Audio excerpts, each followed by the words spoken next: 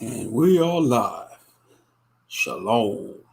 And welcome to another edition of Real Talk with Moshe. I'm your host, Moshe Ben Yahuda Yisrael, simply Ben. First off, I just want to give all praises to the Most High Yahuwah. Long live King Yeshua, Jesus Christ. But as you see the title on the thumbnail, that's a picture of Skid Row.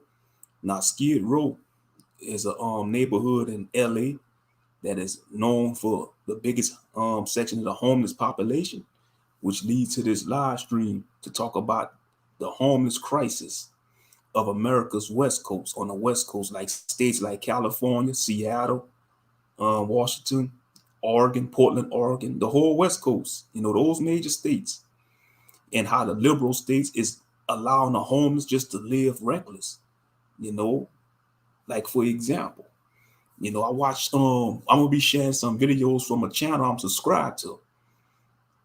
Nick Johnson. It's a YouTuber named Nick Johnson. Basically, this YouTuber he go around the United States and get information about certain states in case you want to move to different states. And he also give you the pros and cons about those states of the United States of America. But a few videos caught my eye on this channel about the homeless crisis. And it's sad, but we understand that Babylon is falling and America is becoming a third world country. As I share some of his videos on this live stream, I'm going to do my commentary on the videos, but it's sad though. The cost of living is going up. The cost of living is astronomical. It don't make any sense. How you expect people to live? The cost of living, like for example, I heard a studio in a Bay Area, California, a studio apartment, a daggone studio, $3,000. That doesn't make any sense. How you expect people to live? And it don't matter what type of job you have or career. You got people with good careers is homeless. You got doctors is homeless. That's crazy. Homeless doctors, lawyers, that is ridiculous. I tell you, man, we know we at the end times, though, family. We at the end times. Come on now. So you got these buffoons talking all that reckless stuff in the black sector about making six figures, but it's getting to the point, man, 6 figures, it's like you have to start making 12 figures to have a decent living. 6 figures might not be enough. You're going to have to start making 12 figures.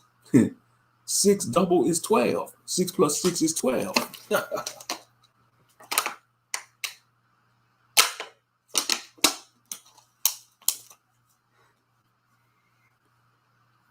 But yeah, it's just ludicrous, man. It's ludicrous. You got people, got good jobs and they still struggling. You got people probably say like if you live in California, you make about at least $70,000 a year. You might just be able to afford maybe a 1 or 2 bedroom apartment because the housing market is going up and the average person can't afford a house, man. Back in the 80s and 90s, houses wasn't that expensive. The average, for example, like in the 90s, the average house probably would be about maybe $200,000 or $100,000. Fast forward to 2021, an average size house, like a 3-bedroom house, a nice size house, that's going to probably be $500,000 or $400,000. That's what a mansion probably cost back in the 80s or 70s, a mansion. It doesn't make any sense, but you got these corrupt politicians in these cities. They just allowing the homeless to live reckless. They giving them money. They, like in Seattle, they supply the homeless with free drugs. I saw that on the video on Nick Johnson. I mean, you got tent cities, people living in RVs. It's just madness. I mean, the streets of these downtown parts of the city is a madhouse. It's full of trash. People used to be excited to go visit these cities. Not no more. You got people leaving California. It's so bad, they fleeing California. And I don't blame the people of California.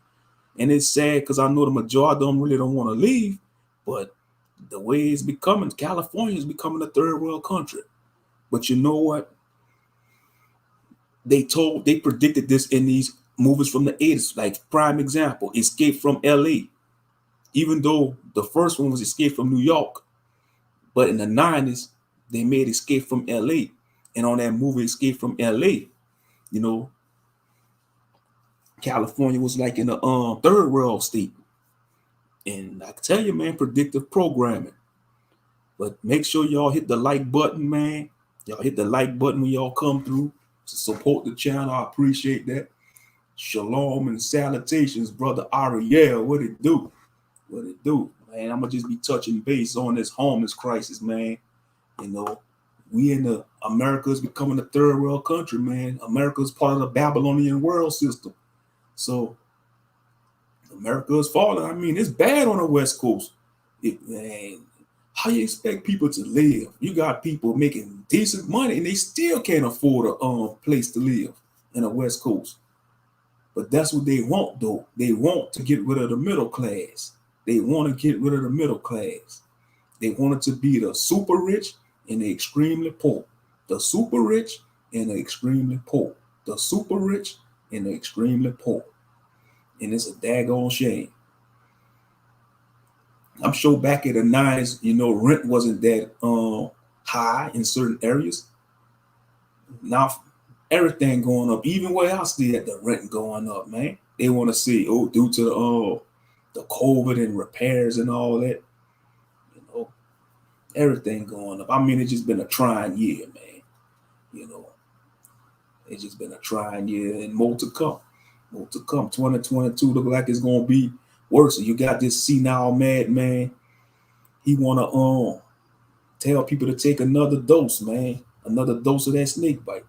But I'm so sick and tired of this, man, talking about this snake bite. You know, it just irritating. That's why I say this senile madman is gonna be we went from I was thinking about that today earlier at work. We went from the long-legged Mac Daddy, which is no Obama. Then after the long-legged Mac Daddy, we went to the king of the buffoons, Donald Trump, the king of the buffoons. And now we got Joe Biden, the senile madman. So we had the long-legged Mac Daddy, Barack Obama, Donald Trump, the king of the buffoons. Now we got Joe Biden, the senile madman. And he the worst. He the worst. You know, he worse than the long-legged Mac Daddy. You know, the only worst thing the long-legged Mac Daddy did, he didn't did nothing for our people. True, he never did nothing for our people. And he gave rights to the Sodomites and the Gomorrahites, you know. But the senile madman, he's dictating. He's a dictator. You know, you got a homeless crisis on the West Coast, but he want to get people to get the damn snake bite. This senile madman. Shalom, Sister Namaria. Shalom, beloved sister. You know, you already see the thumbnail, that Skid Row. I'm gonna be showing some of Nick Johnson videos on this live stream and do my commentary, you know, because I didn't think this was going on the West Coast until I discovered his videos. Nick Johnson, I'm subscribed to his channel. He's a very informational channel by different states. Yeah, the long-legged Mac Daddy, no Obama, Barack no Obama, because he did nothing for us, no Obama. Then you have the king of the buffoons, Donald Trump, or Donald Trump. Now we got Joe Biden, the senile madman. We went from the long-legged Mac Daddy to the king of the buffoons to the senile madman in a few years, man. But yeah, I mean, this homeless crisis is getting out of control, and I'm afraid it's gonna spread. It's gonna spread throughout the whole country. I think it's ever since the pandemic started, it's gonna spread throughout the whole country. It don't matter if you're on the West Coast, East Coast, North, and South. All four directions of the United States gonna have this homeless crisis. All depending, because the cost of living is going up. Inflation, you got inflation, cost of living going up, but they don't want to increase the pay. You know, most states' minimum wage is bare minimum. It's just a hot mess. It's a freaking hot mess. But all right, let me go ahead and pull some of his videos up. I'm gonna share it on my channel. I just hope YouTube don't strike me, you know, with this bull crap with the copyright strike.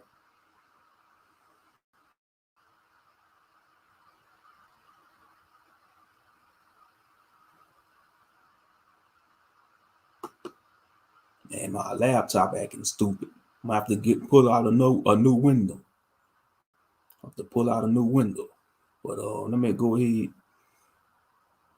Come on, man. This thing acting stupid. That's technology for you.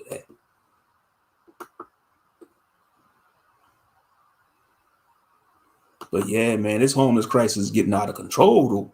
And the liberals, and most liberal states, they don't care. The liberals, they just let people do what they want.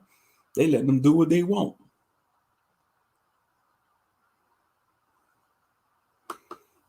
Okay, Nick Johnson.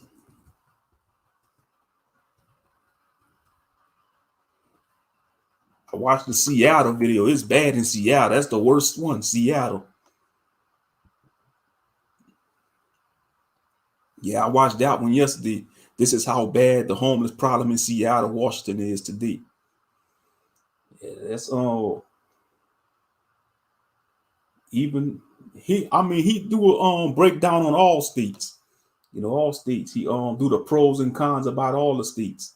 I don't know if he did Louisiana yet. I'm gonna have to probably go to his channel and see if he did some on Louisiana. I'm sure he did, but he mainly did a lot on the West Coast.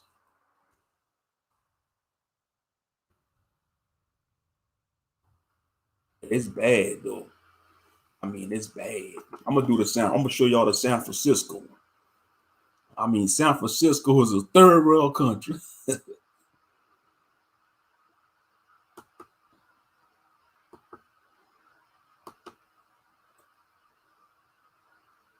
Yeah, here's the Tenderloin, the worst neighborhood in San Francisco, California. The Tenderloin, yeah. I'm gonna show y'all this one. It's called the Tenderloin. That's the worst neighborhood in San Francisco. I mean, it's overpowered by the homeless. But all right, let me Shalom, brother Bossy. Shalom, brother Bossy. But all right, let me get my fair use. Let me get my fair use warning, just in case, because you know how YouTube could be their copyright strike buffoonery. But yeah, let me get my fair use. Serious, brother Bossy? I did not know that. I thought that was something new, brother. Man, shout out to brother Bossy, man. He be dropping that knowledge, man. That's our humble brother, man. He be dropping that knowledge. I didn't know that. I'm serious though, bro. I thought Skid Row was maybe something recent, like in the early 2000s or something, I didn't know it'd been around since the 60s and 70s. Man, that's decades then. That's decades.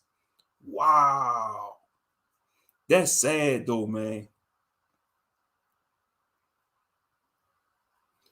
Moshe, did you seen the video in Philly where the people are bent over walking? I think they on some type of drug. Probably so. Yeah, it got to be some type of drug causing them to do that, man. It's sad though, man. But this is supposed to be the greatest nation in the world, though. Everybody want to be patriotic. They want to be patriotic. They want to be patriotic. And it's just to show you, this place is falling. It's falling.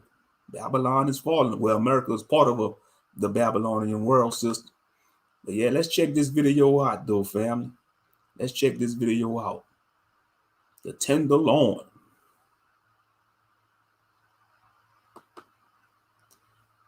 San Francisco used to be a popular tourist spot. Or has lived in the Bay Area about the Tenderloin, you're going to get some pretty interesting reactions. Yuck, gross, scary, weird, heartbreaking, disturbing, tragic, dire, and touching. It's bad, and it has a terrible reputation. Whenever you're missing crazy people and drug addicts in San Francisco, this place is the center of it all. It's worldwide famous for being a place of misery and grief. So, of course, I had to go there. On an early morning in late October, before most of the city's workers had even begun their office commutes, I took a drive through this notorious neighborhood.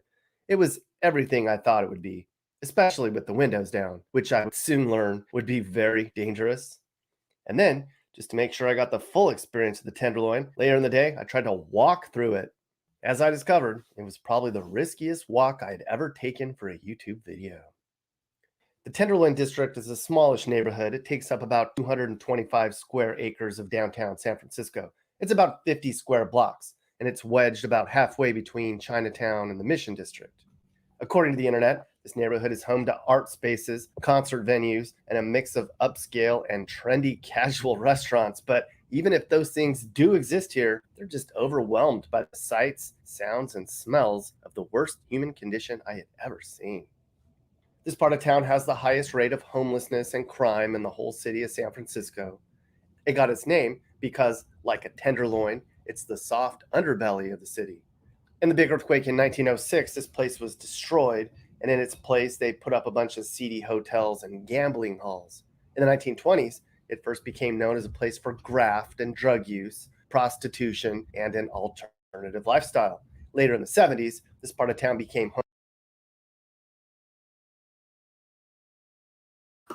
And y'all ever notice, y'all see a lot of Jakes standing on the front, man. A lot of Jakes standing on the corner, man. That's sad.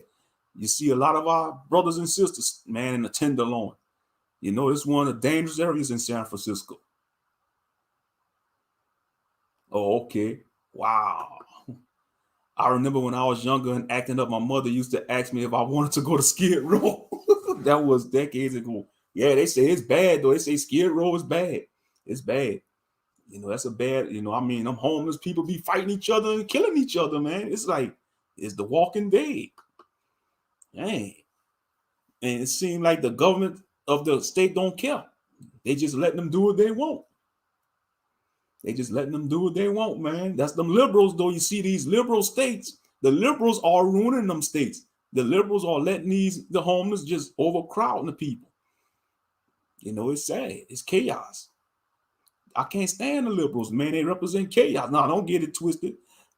Both political parties are corrupt, but the liberals, man, that's why I call them the Democrats. The Democrats.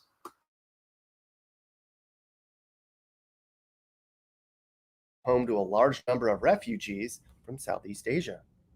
Now, as you can tell, this part of town has resisted gentrification, and today it just kind of looks like it's been handed over to the saddest lot you can imagine. The squalid conditions, the drug use, the shootings and stabbings, the graffiti and liquor stores and strip clubs all serve as a backdrop for a population of residents that have all been separated from the rest of society. Just a few years prior, 300 lamp posts in the Tenderloin had to be replaced because they had been corroded by urine. It truly is like a zoo. And when I went in there, I was like in the cage without a clue as to what the inhabitants would do. It's the most dangerous and gang and drug infested part of the city. But even gang members have some sort of sense to them. Any of the people lining the sidewalks here seem crazy and definitely unpredictable. A lot of the people you see in tents or laying on sidewalks are drug addicts who hide in their tents to escape the world while they consume their drugs. Lots of bad things happen in these tents because they're so isolated. Think about it. You have a little teeny bubble all to yourself and nobody can see you. You don't want them to see you. You're free to use and abuse and do whatever you wish in your own little world. Many of the people here get some form of disability check, which they then cash and use to consume drugs and alcohol. And don't get me started about all the free drugs and tents and cigarettes and booze and money and all the other stuff the city gives these people.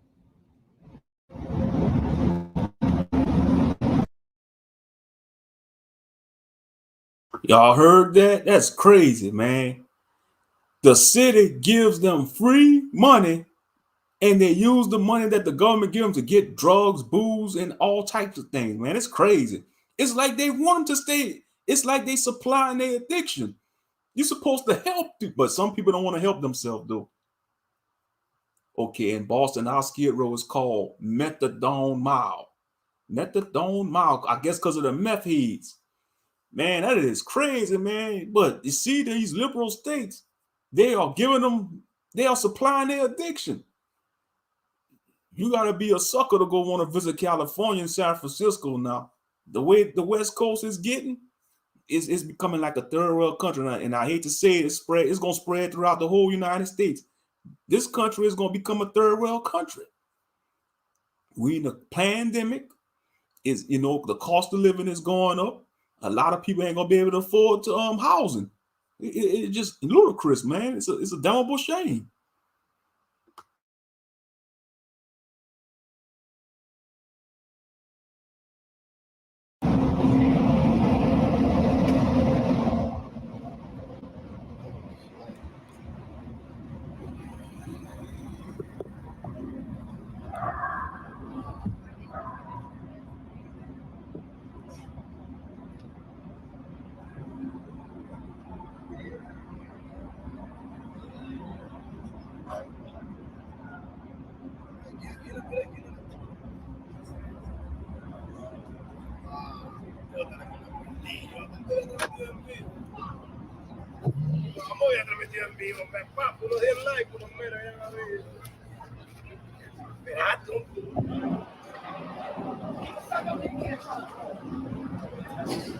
Yeah, like I lost my friends. I'm like talking to them. Like stuff. I'm like. Deuteronomy 28 in full effect. Deuteronomy 28 in full effect. You see it in the flesh on this video, man. It's sad, man, to see how people in that condition, bro. That's to just show you how far we fell in as a nation, bro. We supposed to be the salt of the earth, but we still, yeah, they like zombies. You know, they full of madness. It's sad, man. But you see, they don't show this on the news or on the mainstream media because they don't want to show the blemish of America. But the whole world know America is full of blemishes, man. The whole wide world know America is full of blemish. I don't care. They could hide this all they want in the mainstream media. The world knows. And then we have the internet. The rest of the world has access to the internet. We are more connected to the rest of the world. That's one thing about the internet. We are connected to the rest of the world, and the rest of the world is connected to America. They watch you. You see, this video probably was viewed by people in other countries. America can't hide her blemishes. America can't hide her blemishes, man. She cannot. And it's sad, man. It's supposed to be a first world country, man. Give me a break. This ain't no first world country. Not in this day. It's a third world country. And you got people around the world being deceived, thinking it's the land of milk and honey. This ain't the land of milk and honey. People being deceived, man. They being deceived. But yeah, it's sad, man. It's sad. You know, they just walking around like zombies, man. Like they have no soul. Soulless zombies. Soulless zombies.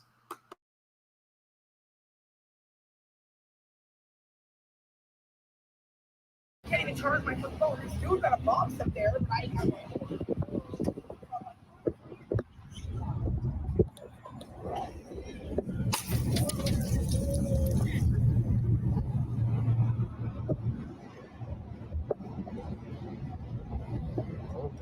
Bottle at me.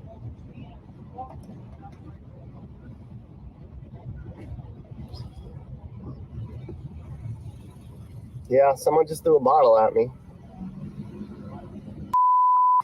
Yeah, some bums just threw a bottle at me. I think they hit my car. Oh, this is crazy. What is going on here? I'm gonna go back down there again.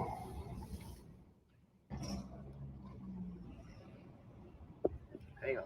You know, so I drove around San Francisco, downtown. I went to the Tenderloin. Do you ever go to the Tenderloin? Do you have an opinion on what I that place absolutely is? have to. So the Tenderloin has, ever since I was a child, you know, and I'm 54, the Tenderloin has always kind of been the hot spot for like drug and homeless activity in San Francisco. And so, I mean, there are definitely other areas, but that tends to be kind of like the core area. And the interesting thing is that's also where the theater district is. It's like right on the edge of the Tenderloin, and then City Hall is right down the hill from the Tenderloin. And so, you know, that's kind of an area where a lot of that activity is within the city. So I'm familiar with it in that way. Market Street has even gotten bad, which isn't very far. You know, it's only a few blocks down. And A couple of years ago, a friend and I were out there for an event, and then we took an Uber. We told the Uber to take us to BART. He dropped us off like right at Civic Center, and we're like, dude. You know, and it was like between Powell and Civic Center Station at 10 p.m. And I mean, literally Market Street all the way down to Powell Street to the BART station was just like littered with hundreds and hundreds of guys who were strung out and just doing all kinds of crazy stuff. It smelled like a toilet. It was horrible. And my friend who I was walking with, I mean, she's clearly not from San Francisco, so she's just like la la la. I'm like, you need to pick up your pace, because yeah, this is not. It's dark down here. They got these yellow street lights that don't illuminate, and we don't need to just be like moseying along. We need to be moving at a pretty good clip, because these guys are kind of not in their full mind. so yeah, I mean, I'm familiar with the city in that way. And I was just watching that video just to kind of catch myself up on what's current with the homeless situation. Yeah, that's definitely a dangerous area. You don't want to be around there at night, because they'll attack you. They say they attack regular people, man, regular citizens. You know, they'll attack you. They like zombies, man. You know, that's them unclean spirits in them, though, man. Them drugs is opening up doors and portals to enter in a body that's unclean spirits inhabiting them.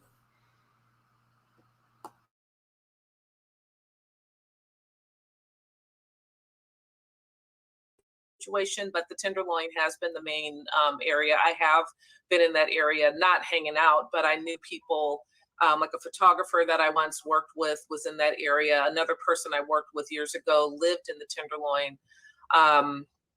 So unfortunately, both of them had, you know, assaults that occurred, you know, because of their just living and being in that. You know, it's just a matter of time sometimes before something happens, because it's an area that's like that.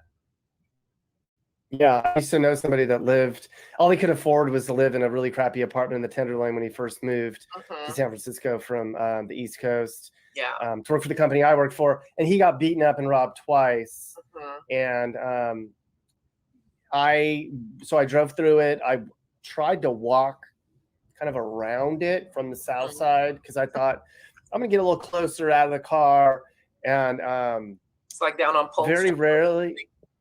Yeah, I was on Golden Gate and Van Ness ish. Yeah. And I'm just really honestly gonna. Shit, on the way I walk down the Tenderloin, give me a couple of AK-47s, AR-15s, and some grenades. That's the only way I walk down there. Give me an AR-15, 2 Desert Eagles, and some grenades. Soon as I see them, I'm gonna throw grenades at them. Give me an A-12 shotgun. Shit, put me in an armored vehicle, put me in a tank. Shit, that's the only way I will walk down there. Give me an A-12 shotgun, an AR-15, and a grenade launcher. I'll be cutting loose on them like Rambo if they come after me. NC4, that's right, yep. I'll be cutting through them like Rambo. Oh, yeah. That's the only way I walk down there, man. Give me an AR-15, a Desert Eagle, you know, an A-12 shotgun, grenades, some C4. That's crazy though, man. That's crazy. Man, he said they had somebody move to the Tenderloin, got beat up and robbed twice. Man, that should be a red flag. Get the hell out of there. That's crazy though, man. Continue the video.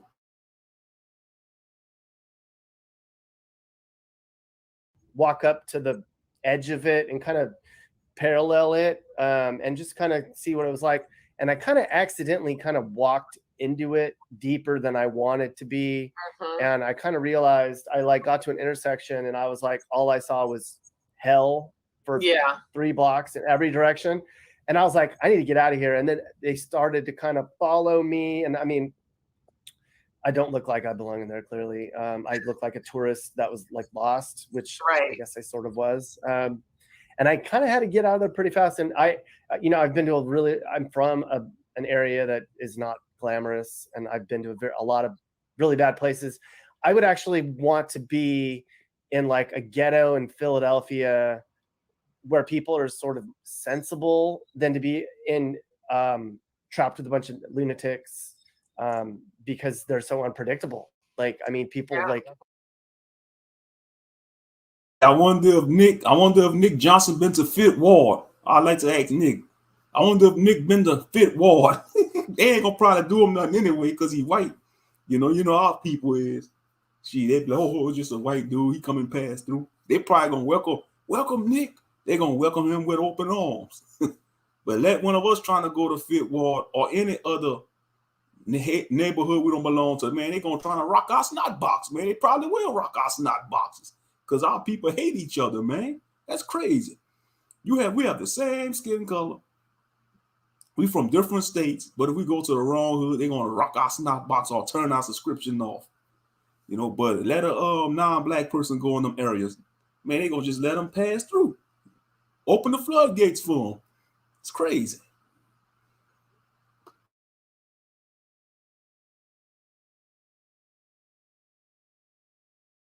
They just, you don't know what they're gonna do. It's scary. It's sad. It was like, you can't reason with these people. You can't be like, oh man, I don't have any money, or like, you can't street talk your way out of it.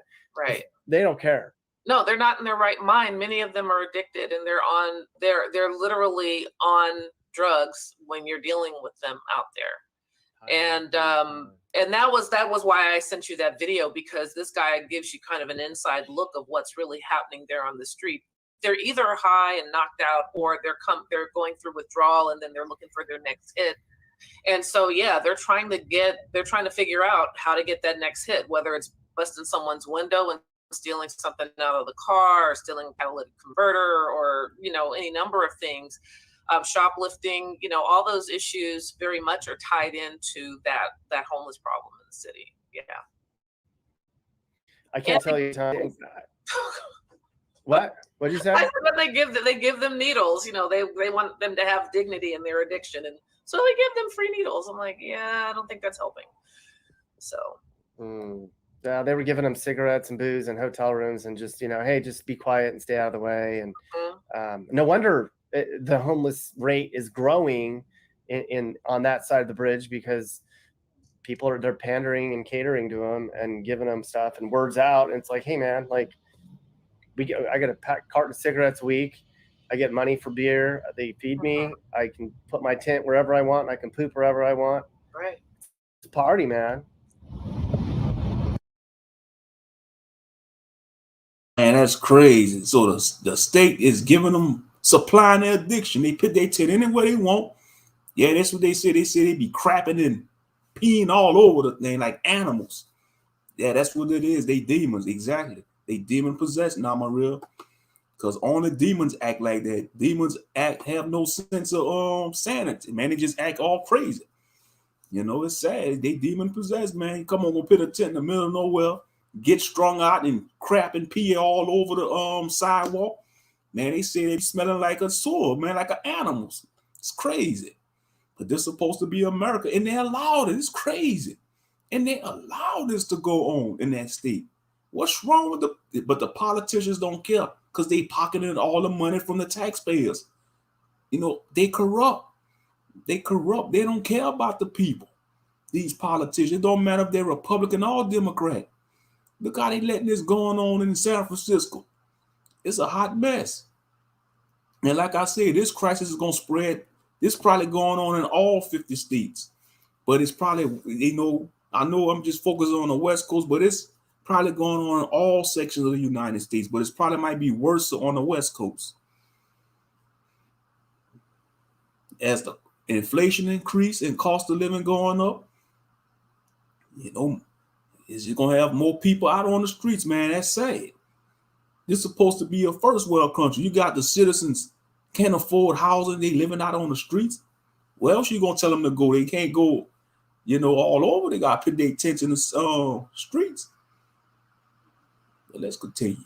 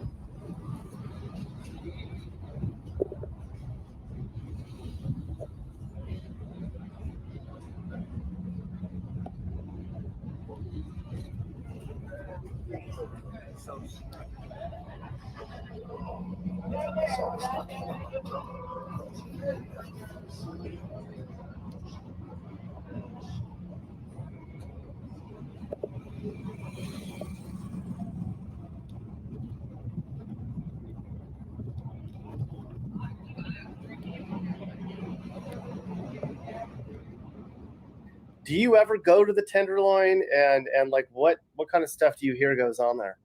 I mean, the Tenderloin, it's a small area, but it's definitely rough. It definitely, it doesn't give off a good image, with how many homeless people you have, how many drifters, the drug use, the needles on the sidewalk and such. And you have so many people packed in there. It kind of gives off the impression of, a underdeveloped country, like some of the slums you'd see on the news from, parts of Africa and stuff. It's definitely a neighborhood that if you want to find all the negatives about San Francisco, look there because you can find it. It's not. They want to say Africa is a crap hole country, huh? Y'all want to, Donald Trump want to say Africa is a crap hole country. Look at what's going on in the San Francisco, the Tenderloin and Skid Row. So they can't say nothing about these third world countries. America is a crap hole country, man. Look at all this trash all over the damn sidewalk, needles and people pissing and crapping all over the damn sidewalk. Man, that's third world country material. Shalom and big salute, Master Moshe. What it do out here? They want to say Africa is a crap hole country. But look what's going on. America's supposed to be a first world country, and it's becoming a third world country. People are just lining these tents out on the streets, man, and it's just a hot mess. It's a freaking hot mess. But they allow this to go on, these corrupt politicians, because they don't care about the city. They don't care about the citizens. They just supplying the homeless with their addiction. They ain't trying to help these people. They want to let these people kill themselves slowly, man, and it's sad. But like I say, we in the end times, family. We in the end times. It's going on.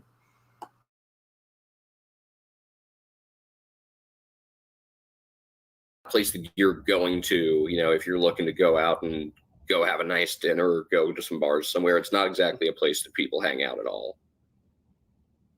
No, definitely not. Is it getting worse in the Tenderloin? Like, do you have an impression of that?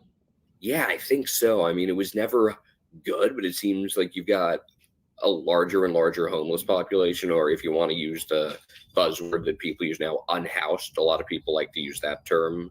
Seems to be more of a left-leaning term. I've passed through there driving a lot of times, like 2, 3 a.m. and you see just how many people are out there. Then it's staggering.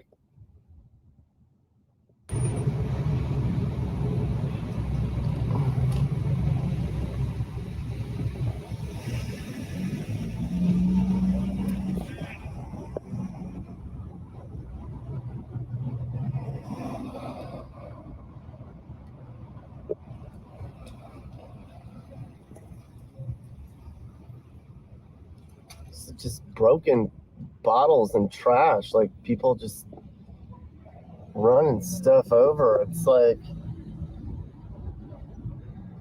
kind of catches you off guard a little bit when a bottle explodes next to you or somebody runs over a box. It's like, is that debris being thrown at me? Did I run it over? This is just absolutely freaking crazy. I've got the windows down, but I'm looking all around to make sure that nobody comes up and tries to hit me with debris or grab me or stick me with. Man, Nick, he crazy for riding with the windows down. Nick, man, on the way I ride down with the windows down, man, unless I have a AR-15 on me, all gun. They have luxury rehabs, but they don't want to go. A lot of them really don't want to go they don't want to get help, most of them. Only about a few percent of the homeless population will get help. Only about maybe 1 to 5%. 5% of them get help, but the majority of them, they love living like that. They want to live in that misery and squalor, because if you keep supplying them with their addictions for free, they ain't gonna want to help themselves, and that's sad. Man, they living in hell on earth. Damn, watch your back, Nick. For real, he ride with his windows now. Man, the only way I'll be doing that. He probably got some armed guards, though. He don't show them, though. He probably got armed. I bet you he got a gun on him. He better have a gun on him. The only way you ride with you, he better have a gun on him. You know, he probably got an arm. Oh, yeah, I have me a gun on me. If I was Nick, have me an AR-15, a Desert Eagle, and an A12 shotgun, and some grenades. Oh, yeah. Give me a couple of grenades. Have a bulletproof vest on. Have a combat knife. Be Call of Duty up in this mug. Be armed up like Call of Duty Black Ops. Call of Duty Black Ops. Call of Duty Black Ops. Tenderloin edition. Skid Row edition. But that's crazy though. Yep, Call of Duty Skid Row edition, monster. That'd be a new DLC for 2022. Call of Duty Skid Row.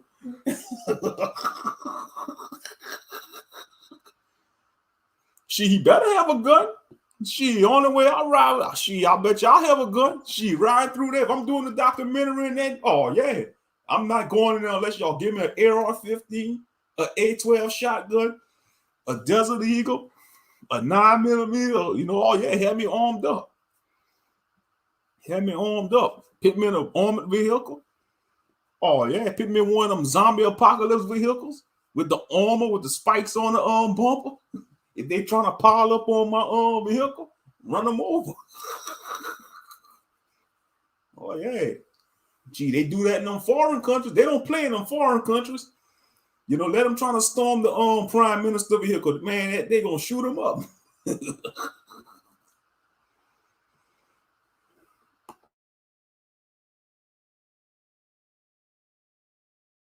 Something. These people are just in a bad place.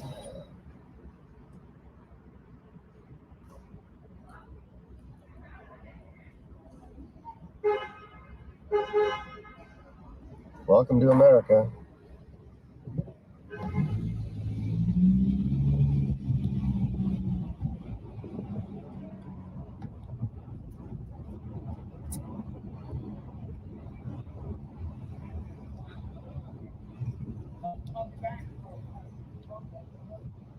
Well, I hope you guys enjoyed that.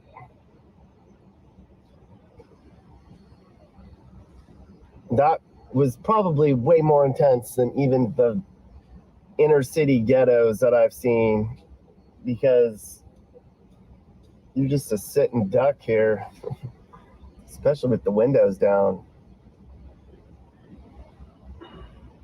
I'd much rather like my odds against a gangster than a crazy bum.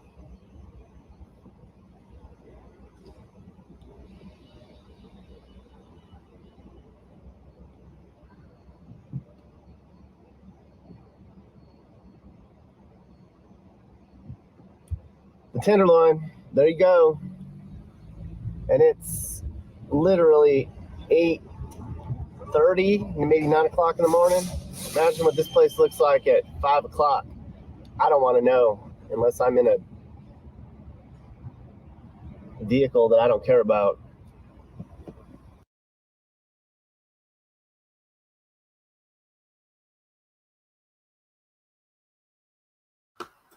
I thought he would have said the tank or something. Yeah, the only way you go in there at night if you're in an armored vehicle, one of them police armored vehicles.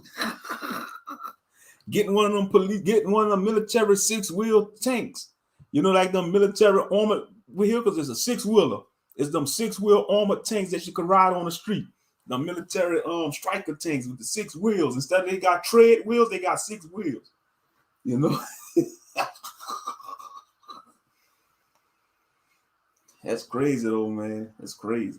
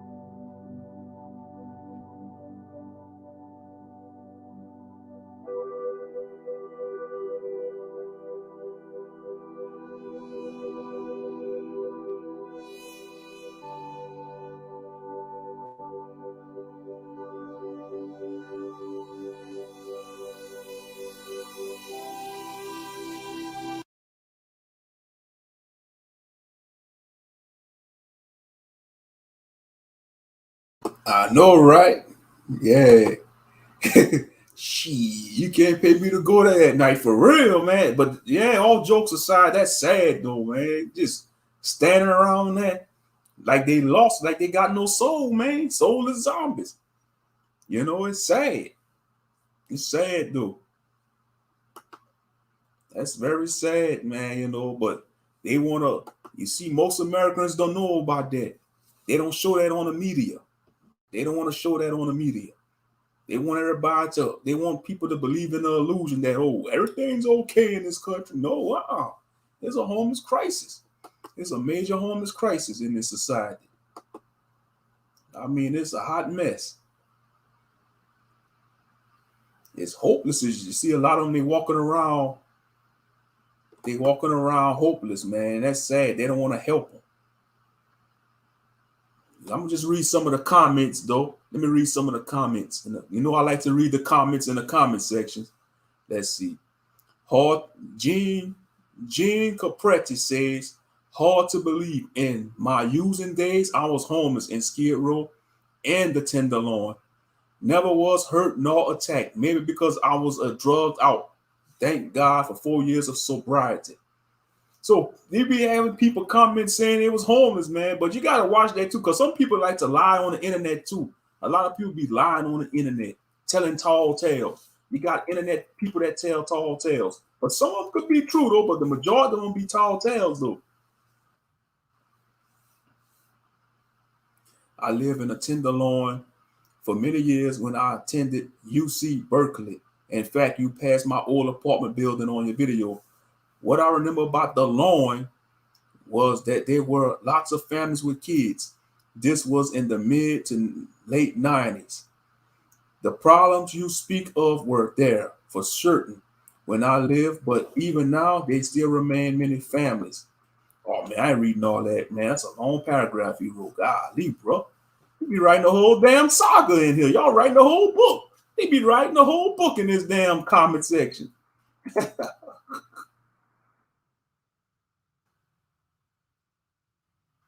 Let's see. I am utterly heartbroken. Kay Ballard says, I am utterly heartbroken. My family has been in the Bay Area for over 100 years. We used to get dressed up to visit San Francisco. I had my prom at the St. Francis Hotel in 1977. We used to ride BART when it was new, when we were just 15 by ourselves, and go to the Tower Records in Pier 39. I left California 16 years ago. Nick, does the rest of the city look just as bad? My stomach feels sick looking at this. Well, Kay Ballard, you did the right thing by leaving California. It don't pay for you to go back, woman. It don't pay for you to go back. A beautiful diversion. It's a sister. Look at that beautiful smile on that sister. Ain't nothing like a beautiful sister smiling, man. That beautiful division. As a Bay Area native, I went there once a few years ago and have never gone back. Human feces on the sidewalk, needles everywhere, people strung out on drugs, and homeless tents everywhere. Golly, that is disgusting, man. You know, human crap all over. They just crapping on the street like dogs. Man, that's weird, bro. I tell you, they're supposed to be human beings.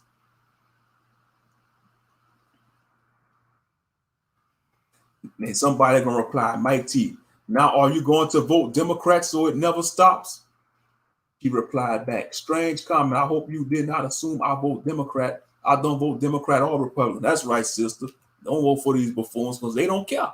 I vote for policy, not for party, loyalty, or loyalty to a person. California has some of the most ridiculous laws, and for some reason, people keep on voting for them. It truly boggles me. I'm planning my family's exit out of this.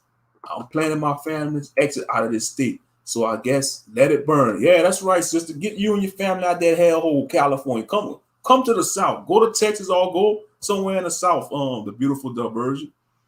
You know, because man, it's becoming a hellhole. California is becoming a hellhole. Real talk. It's becoming a hellhole. Get the hell out of California, man, because they just letting the homeless roam like barbarians, like orcs, like orcish barbarians on Lord of the Rings. That's what they gonna do. They gonna act like orcs and goblins. That's what orc and goblins do. When you read the fantasy novels, like any fantasy novel, like Dungeons and Dragons, the orcs and goblins and greenskins, they dwell in the Badlands. They supposed to dwell in the non-civilized lands, like the Badlands. You read the fantasy novels. Every fantasy race got their own area of the world where they dwell. The humans dwelt in their major cities and capitals. The elves, depend what type of elves, but we know the forest elves, they dwell in their forests. The dwarves, underground or in the mountain ranges. The dwarves, the hobbits or the halflings, they dwell like in the meadows or the grasslands. And the orcs and goblins, they dwell in the Badlands where nobody go. The Badlands, man. Like the barren wastelands. And, just have to throw that out there. Well, yeah, let's see some more comments, though. Let me get some more comments. Maybe a few more. Let's see. This person said, fix Pacific, California. I walk through the Tenderloin all the time just because it's interesting to see how low people can go. It's very gritty, but I don't feel that unsafe. Yeah, you talking trash now, bro. Go right now. Talking about that was 3 weeks ago. Most of the crime in that area is committed against people who are drunk and are drugged up. The area got much worse after the pandemic. You see what I mean? Since the city shut down the shelters and more people ended up in tents or on the streets. Let's see it. Greg T. This is a Gentile look like. Greg T. Tenderloin is real bad. I had a training in San Francisco for a tech job. I started and our hotel was a block or two away. We took an Uber to dinner and it was shocking to see how rough the neighborhood was. There were a few international folks also starting the job and they were completely shocked. This was in America. Oh yeah, ain't that man? America ain't perfect. What y'all thought America was perfect? Shit, just ask a Hebrew slave. Just ask a Native American. Just ask the descendants of the Israelite slaves, the so-called black people. Ask all the other nations. No. Ask us, the Israelites, man. What the hell I'm talking about? Man, ask a damn Hebrew slave, the descendants of the Hebrew slaves, which is the black man, black woman, and black child of America. From the tribe of Yahudah. Most of us come from the tribe of Yahudah. Some of us might be Benjamin, some of us might be Levi, but we are the southern kingdom. The majority of us are from Yahudah, the fourth tribe of the 12 tribes of Israel. And if you don't know by today, shame on you. And that's real talk. That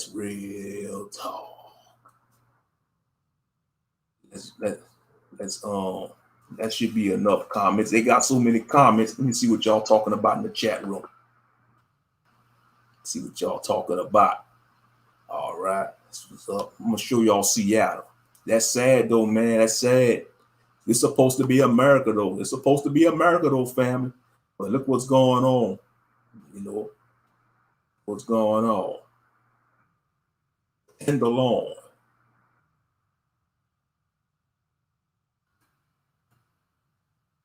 San Francisco is falling apart. California is falling apart. But let me show y'all Seattle, man, how it is in Seattle. Hold up. Yeah, I mean, it's just a hot mess. And the government in them cities ain't doing nothing about it. That's the crazy part about it, family. The government in them cities ain't doing nothing about it.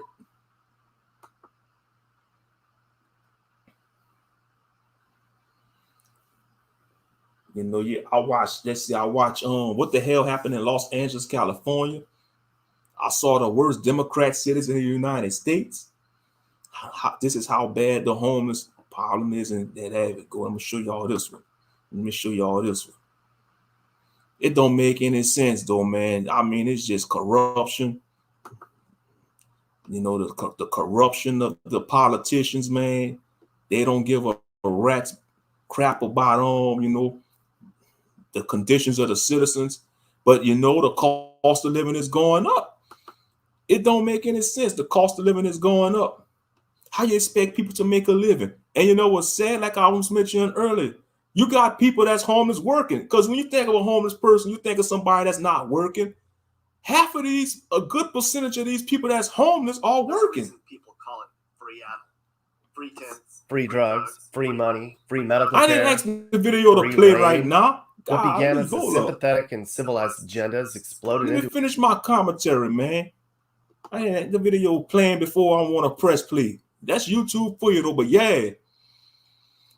You got a lot of these homeless people, they got decent jobs, but they can't afford housing, they can't afford rent because rent is so damn high. The price of rent is astronomical. Come on now, man. $3,000, $2,000 for a damn studio apartment? That's ludicrous, man. That's freaking ludicrous. So you can imagine a one bedroom gonna probably be about, in some parts, a one bedroom probably gonna be about maybe $3,000 or $4,000. So you can imagine a 3 bedroom, probably $7,000.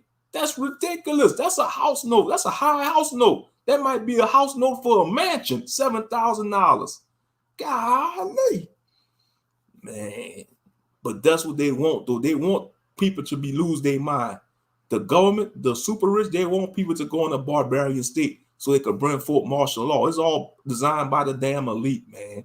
It's all designed by the elitists, the globalists. Whatever you call them, the elite, the globalists, the 13 satanic families, whatever you want to call them. They want this to happen because they want to bring in a new world order, man. But let me play this video, man, because I know I'm talking too much, but it is all good. I love y'all anyway, family, man. That's why I pray that the Most High protect us and watch over us, that he don't allow none of this to happen to us, man. I'm serious, though, man. I pray to the Most High, Yah in Yahshua's name, he don't allow, he just watch over us and have favor on us, man, because, man, and I know he don't put too much on us that we can handle, but, man, you know, people living like that, that's hell on earth, man. That's hell on earth. But let me play the video.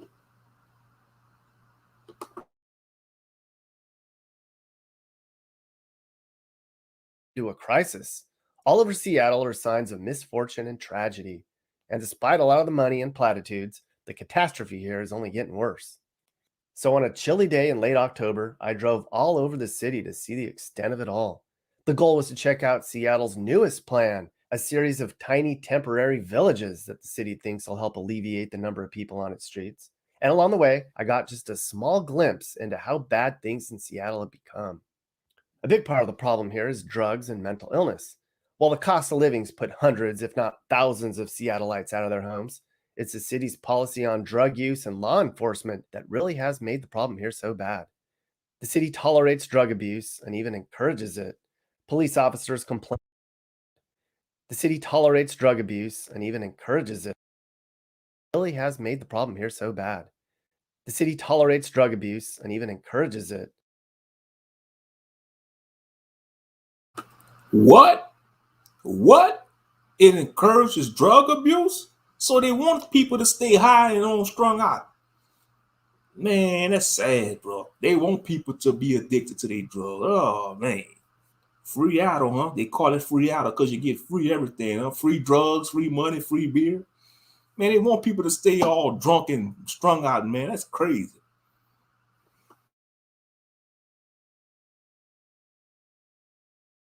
Police officers complain they can't enforce drug laws or property crimes. It's a broken system here, and residents are fed up. A lot of people feel the city caters to its growing homeless population and even encourages more of this through its lax policies. At this point, it's hard to tell if Seattle's the infection or the host. And because of all of this, property crimes in Seattle are the highest they've ever been. Smashed windows, stolen cars, stolen bikes, home robberies, muggings, vandalism, arson, rapes, assaults. It's appalling. Of all major U.S. cities, only San Francisco has more property crimes, for all the same reasons. The city removes encampments all over the city, but all that does is spread people around into parks and playgrounds, onto sidewalks, into nice neighborhoods, onto hillsides, on access roads, and under bridges. It's awful, and it's sad. There's limited shelters here, and many of the people here don't want to be in shelters. Sometimes shelters can make the problem worse. I mean, in some Seattle shelters, they supply heroin and even show residents how to safely inject the drug. What? Shelters, they supply heroin and even show residents how to. I mean, in some Seattle shelters, they supply heroin and even show residents how to safely inject the drug. What the heck? And that's insane. At the shelters, they safely show them how to inject the drugs. That is crazy, man. God damn. That is ridiculous, bro. I don't want to go to see. That's why I just say, man, the West Coast is getting crazy, bro. You know, man, I tell you, bro. But it's even though that's on the West Coast, it's gonna spread all over the country. It's gonna spread in all 50 states, bro. It will. It will, man. Hey, man, that's crazy. They got their campers by the damn overpass under the bridge. They got their campers, man, living in their campers. That is, man, I tell you, bro. Like I said, man, America's becoming a third world country. Yeah, that's right. The power of our Lord is real. He can make one tornado travel a whole 200 miles on land nowadays, but when I was little, it would jump from one place to another, then evaporate by now, and it's time for him to shine. Oh yeah, man, that's what's going on. Them tornadoes was tearing up. I was watching that on Walk on the Dark Side. Brother Jacob was going in. He was going in, man. I'm saying, I'm tornadoes that's tearing them heathens a new asshole. I'm tornadoes is deadly, bro. Hey, Ariel, them tornadoes, that's one of the most highest deadliest weapons, a tornado. Man. Oh yeah, man. Shoot, when you see a tornado, man, you better start giving praise to the Most High. Get on your face, man, and pray for mercy, man. Pray that the tornado pass you up. Hey, that gotta be a nightmare experience, bro. To get sucked up in a tornado cyclone, man. Man, oh man, that gotta be. And that happened to a few people. They got caught up in the front of a tornado and survived. That had to. I bet you they get nightmares from that. That's a nightmare experience, bro. Getting sucked in a tornado cyclone, man, you could get ripped to pieces. You get ripped to pieces from the force of the wind. Oh yeah. Ain't nothing to be played with. And then you got them stupid heathens want to go chase a tornado like them tornado chasers.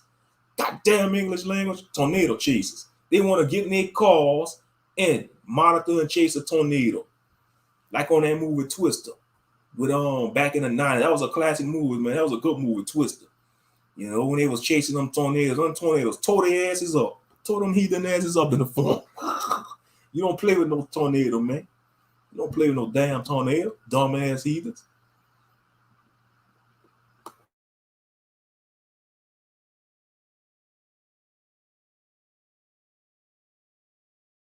Hell. It's estimated there's 12,000 people living on the streets in greater Seattle. This year alone, Seattle's spending $120 million to combat homelessness. And one of the big plans the city has are a series of tiny villages. So that's what we're going to do. Seattle has a list of all the new villages that are springing up where it aims to house its growing homeless population. I'm skeptical of the plan. I mean, all the little villages we're going to see are only going to be able to house a small fraction of the homeless here. And based on conversations I've had with residents in other cities with a homeless crisis, what makes more sense might. That's some small houses, man, them little villages. I ain't gonna lie, man. Buy you some land and put a few of them little houses on your land. Man, that's a good hustle. Oh, yeah, rent out some of them little small houses to people. Man, that's a good hustle, man. Buying some land. But hey, at least they trying to do something in Seattle. Them little small villages. That's some little nice houses, though. Little tiny houses. Oh, yeah, little shack. You know, a little shack, a one-room shack. Hey, that's better than sleeping in a damn tent, you know, on the streets. A little one-room shack.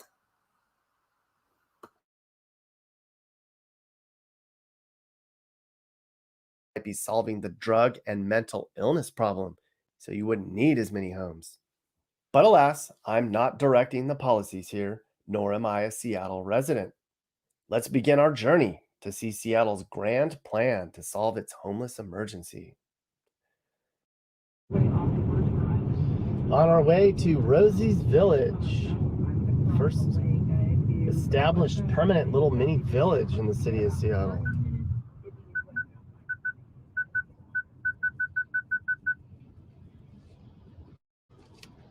Oh, here it is. Here's one right here. Turn left, then your destination will be on the left. Right in the middle of downtown. Or not downtown, but there's a little village right here. Rosie's. Your destination is on the left.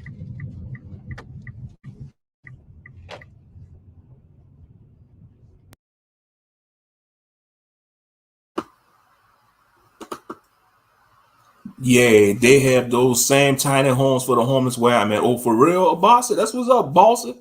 I didn't know that. That's cool, man. But at least they trying to put them in something decent, you know, a little tiny home. But a lot of people are going to be buying tiny homes in the future. They're going to buy some land and they're going to buy tiny homes. They kind of, you know, that's some nice little tiny homes, you know. But man, you know, it's better than nothing. It's a one-room shack. It's a one-room shack, but I guess the bathroom's going to be outside, though. The bathrooms, because they don't make sense if you put the bathroom inside the little one-room shack. That's like a prison cell, man. Gonna take a crap in front of everybody. Oh, man. But hey, it's better than nothing, them little small villages.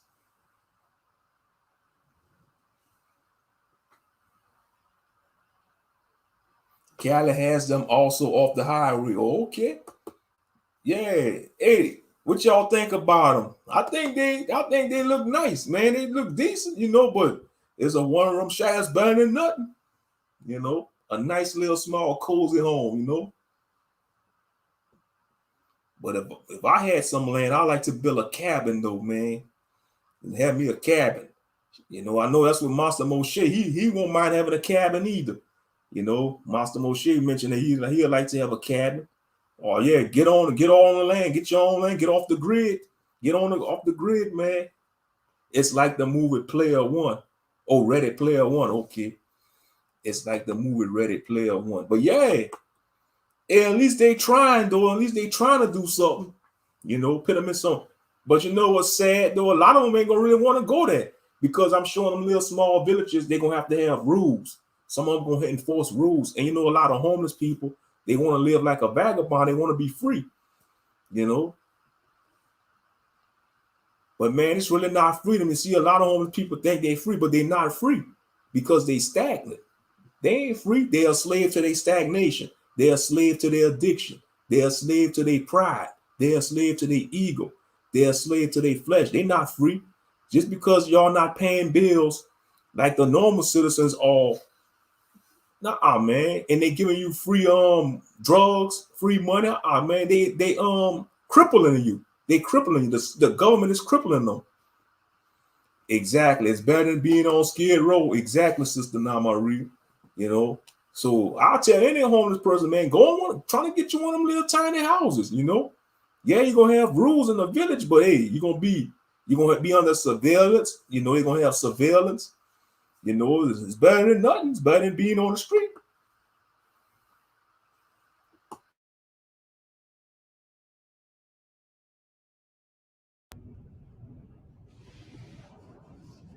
So here's one right here. We're in a little area north of town. And inside this fence is it's fenced in. So they're protected.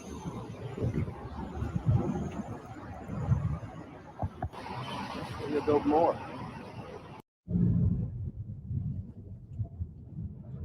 Okay, right now we're going down to an area that's east of downtown. It's called Seven Hills Park. And traditionally there's a lot of homeless tents, unauthorized camping going.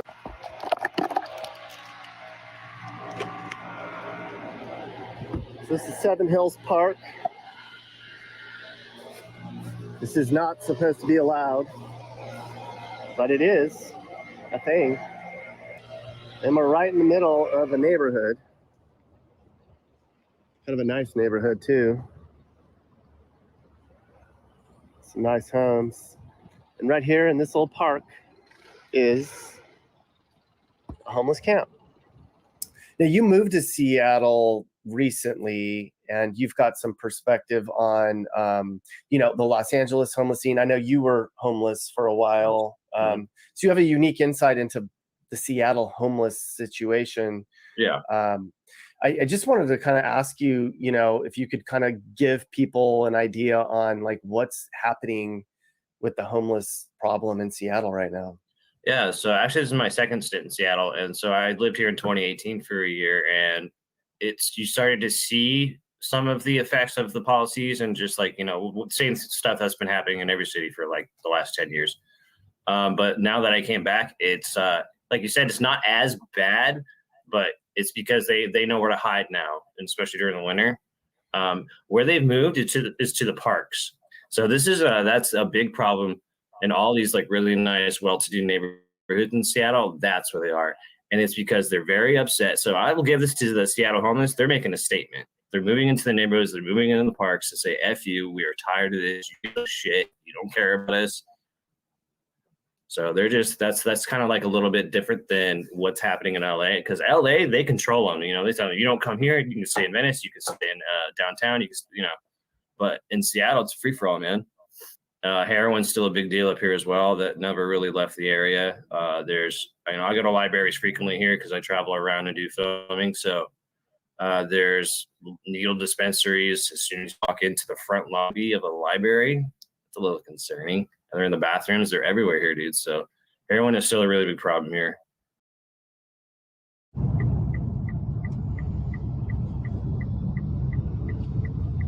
Apparently we're coming up on another one of these old teeny villages. This one's called North Lake Village.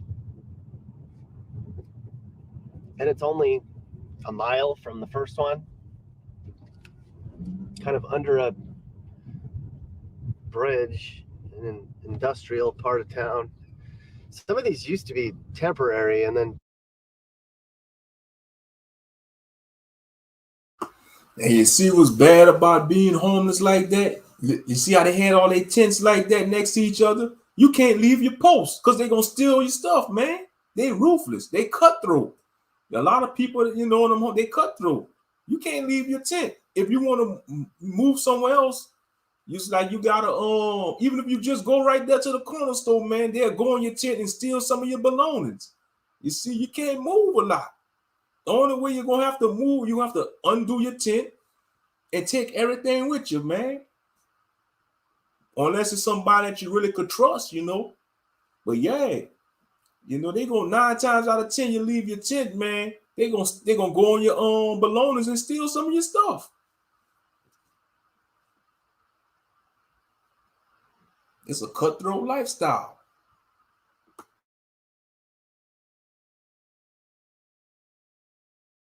somebody donated the land so that these people could live. You can see it's right here. There's another one. It looks like the first one we saw. They've got just maybe 20 or 30 little houses behind a fence right in the middle of some kind of an industrial area. I think they used to camp here, and then the city got them to donate the land. Please help us move. We need a new location. Look, you can see there's a shower in there in the back, like a little common shower. And that's sort of what they're trying to do. I think there's probably 30. No, there's not even 30. I'd say 20 in there. But I mean, how many of these can you build to house the thousands of people in this? Yeah, that must be the shower back there. The shower facility, that little one right there. Oh, that golden LSU colors, purple and gold, LSU colors. But yeah, a lot of them ain't gonna want to live in there. They'd rather be vagabonds on the street. They don't want no structure. That's white. That's right. They don't want no structure.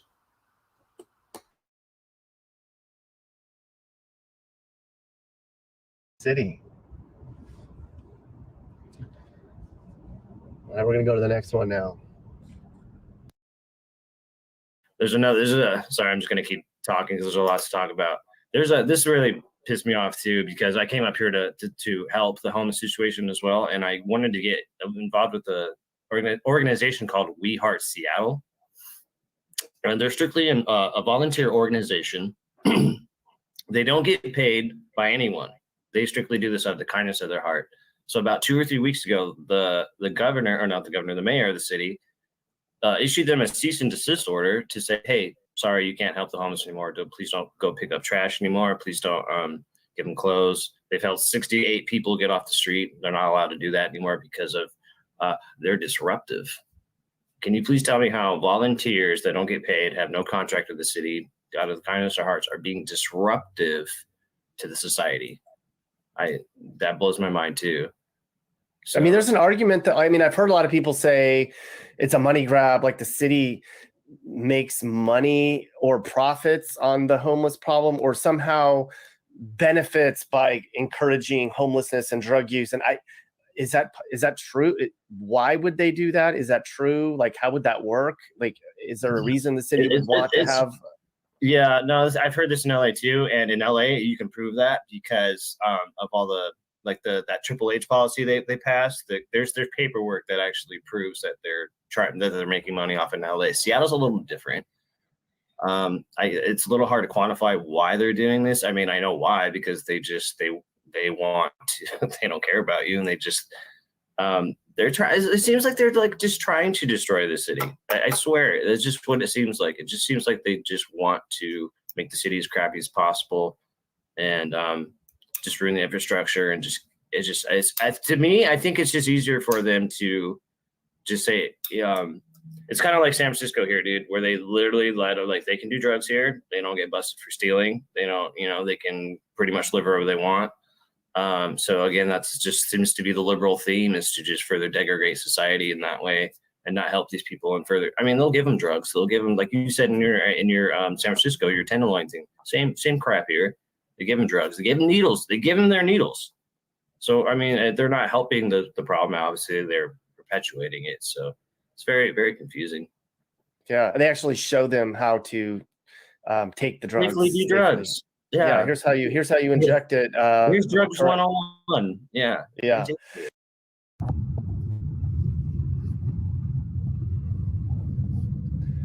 So this is Lake Union Village. It's pretty much downtown. It's kind of the same thing we saw before. Just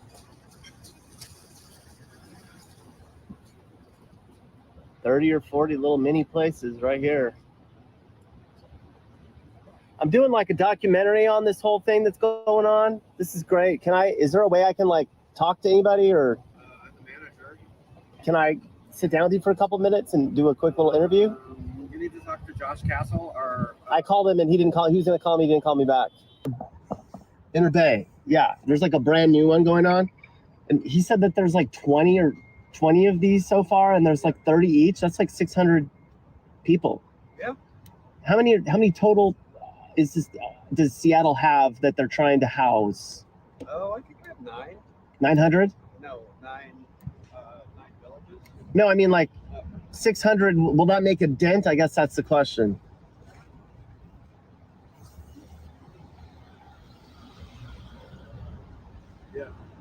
Yeah. What's your name?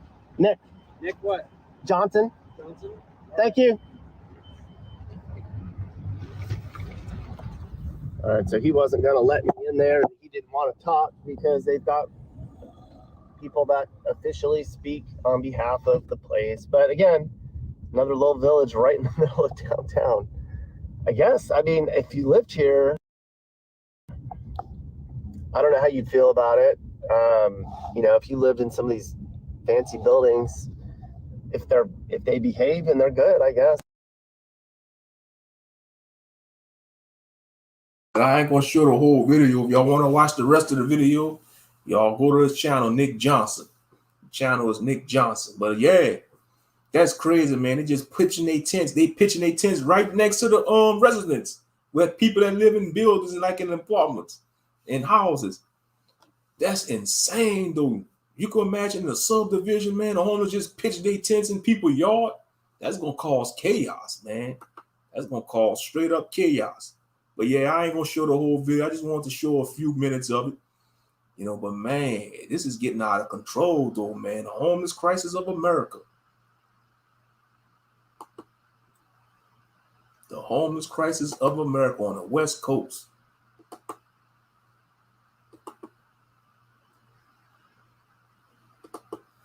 They call it tent city out here. And I'm sure every major city got tent cities. And if you ever notice, family, this is going on in all big cities. All over America in the big cities, the homeless population is increasing. Like in the big cities, like the state capitals, you know, big cities like Los Angeles, Seattle, Philadelphia, probably on the East Coast, New York City, Austin, Texas, probably in Houston, Texas too, even New Orleans, Louisiana.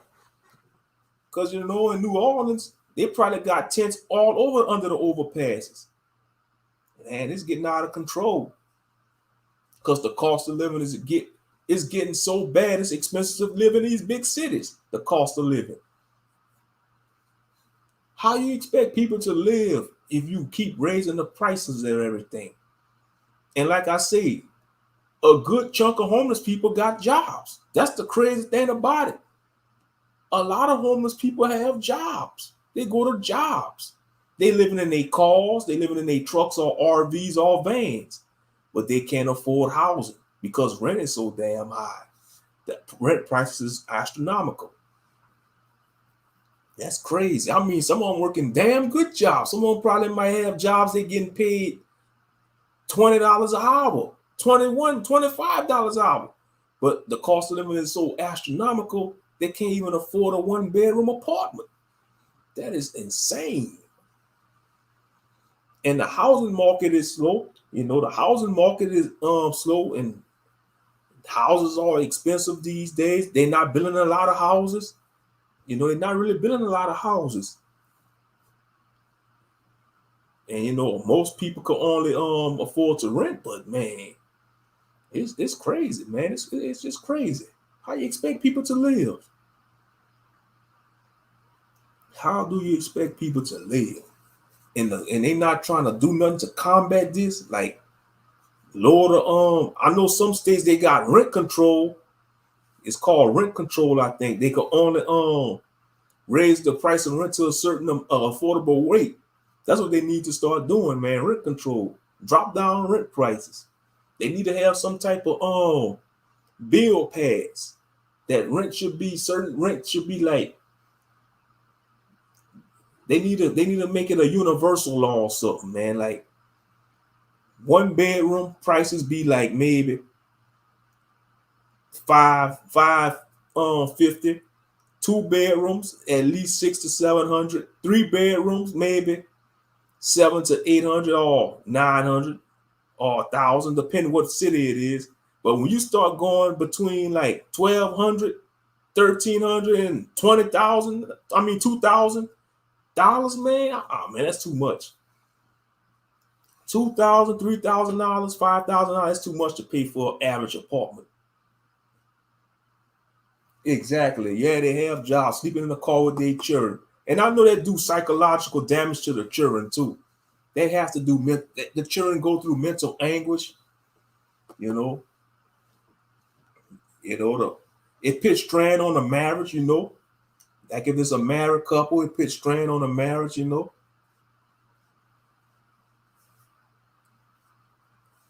It's sad, man. Sad. But this is supposed to be the land of milk and honey, though.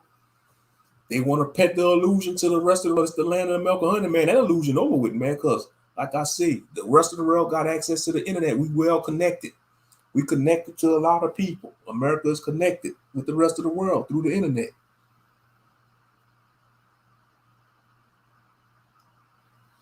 Wow. Yeah, that's wicked. That's illegal. That should be against the law. That's wicked, man. New Jersey has no rent control. A lady's apartment was $500 and they raised it to $1,000. That's insane. That's wicked. That's freaking wicked, man. Woe unto them. Woe unto them. They're not supposed to do that, man. They double the price, and it's probably not even worth $1,000 a month. That's what they, states with no rent control, the landlords, man. The landlords could raise the prices to how much they want. She had to move. See what I mean? She had to move. These landlords are dumb. If you don't have no tenants could afford your rent prices, how you expect people to live? You're gonna go out of business. You just gonna have a vacant apartment, and next thing you know, it's gonna become trap houses. Slumlords, exactly. That's what you call it, a slumlord. They're gonna end up getting their snot boxes rocked. I'm telling you, when things really hit the fan, a lot of these slumlords gonna get their snot boxes rocked, and they deserve to get their TVs turned off. You know, like I said, I don't condone it, but hey, you reap what you sow, man. Come on now, you reap what you sow. Yeah, they're gonna get their subscriptions canceled because you're playing with people, man. You don't play with people emotions, man. And especially in this time and day and age, you don't play with people. You have a reasonable rent price. Don't keep raising the price of rent up. They raise it from $500 to $1,000. Next thing you know, it's gonna be $1,500. Next thing you know, they're gonna raise it to it's gonna be $2,000. That's crazy. How people expect? How the average person don't even make $1,000 2 weeks. You know, the average person don't make that every 2 weeks. You know, the average American probably make between $500 to $800 every 2 weeks. All depends what type of job they work.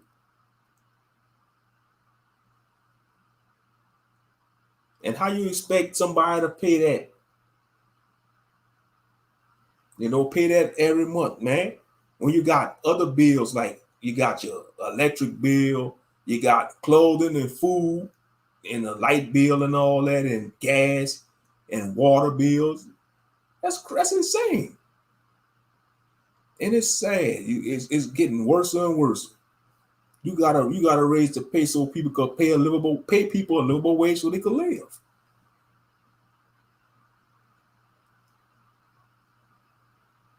That's exactly what they doing, man. Them slumlords don't care.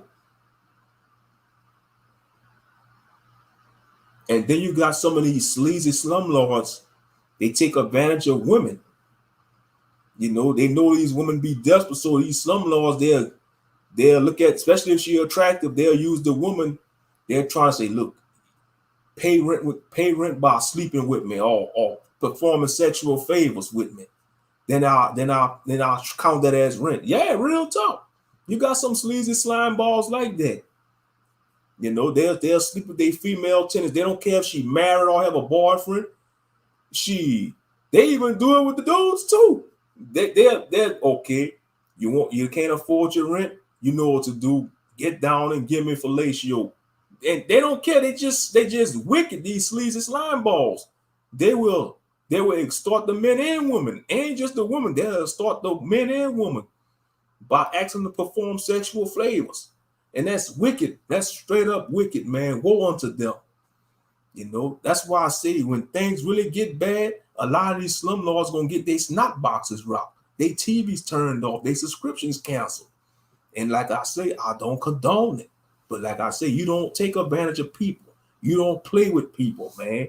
It's bad enough we in dire times right now. We in dire times right now.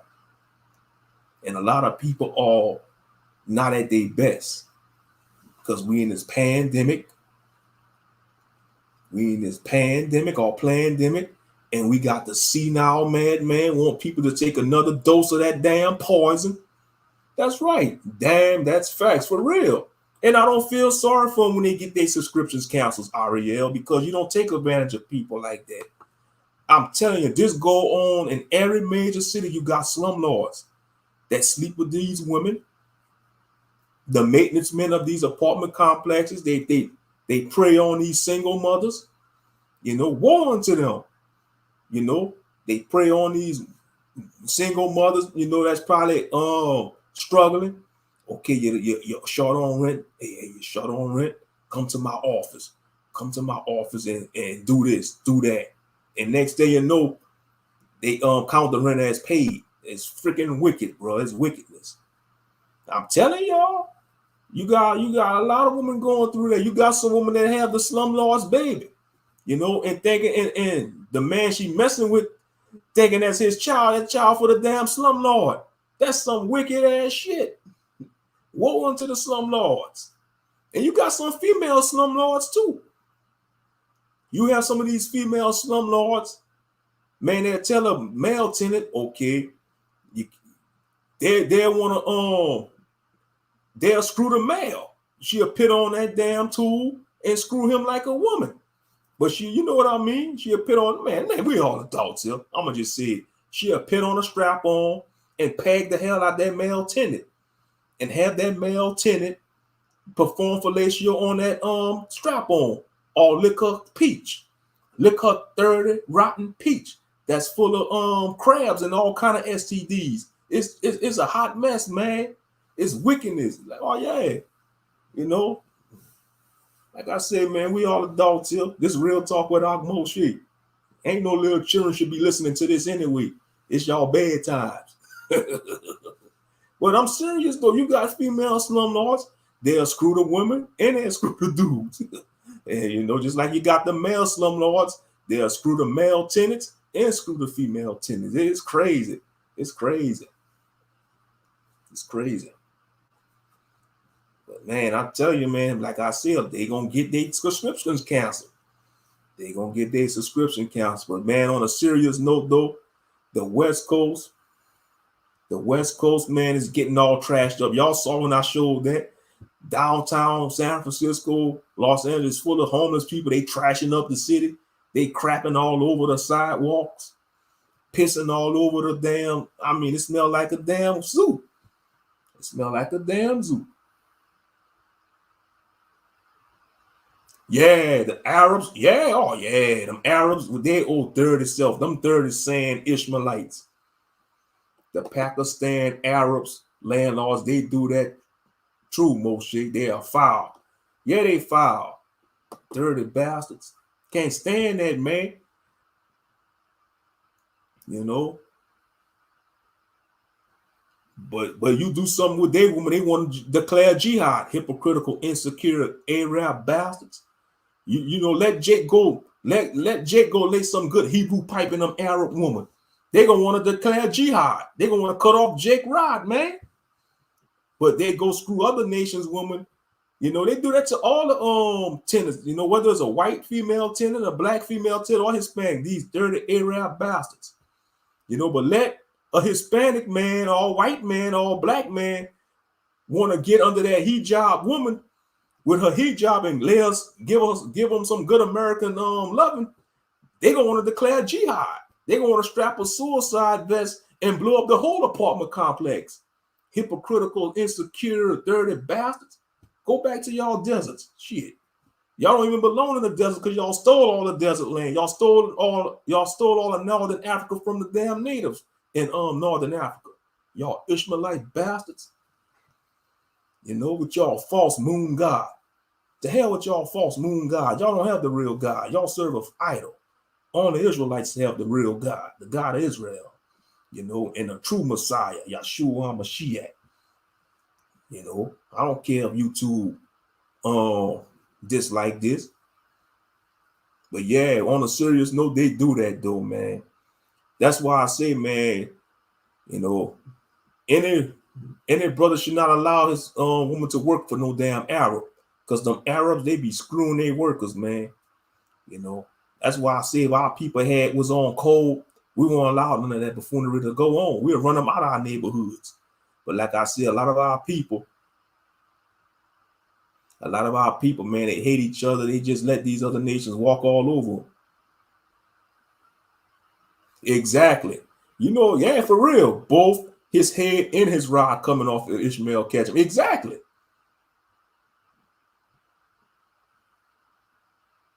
Exactly.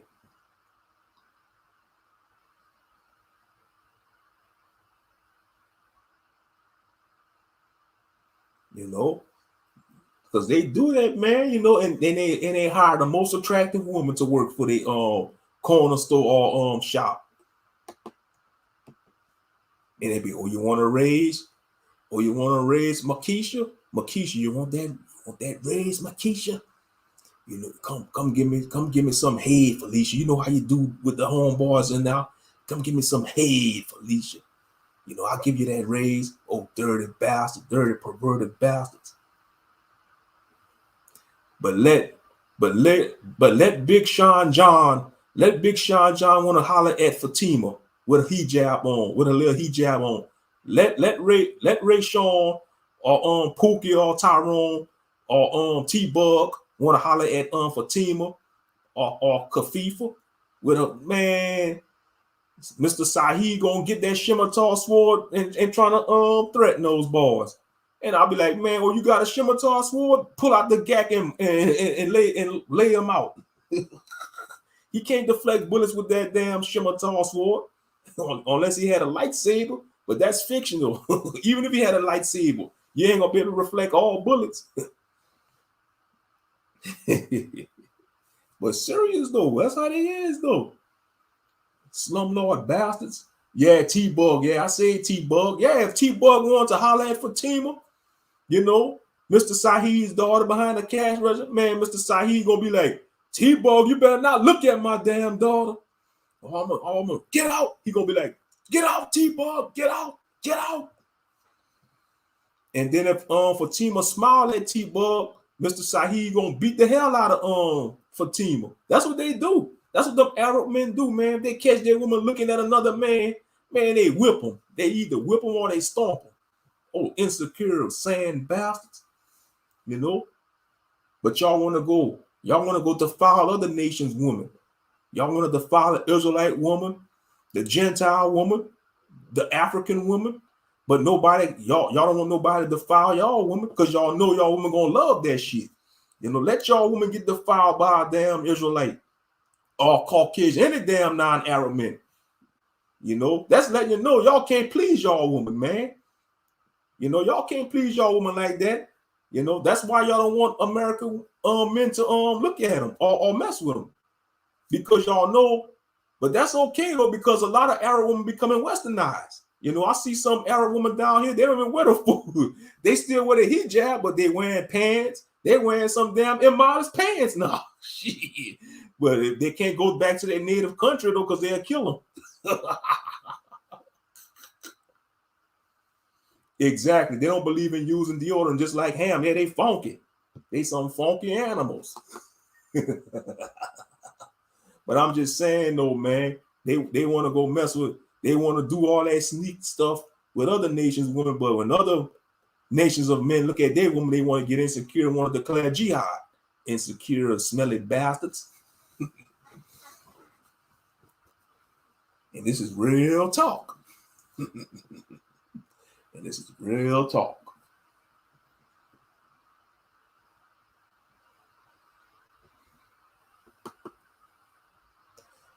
Real talk without Moshe.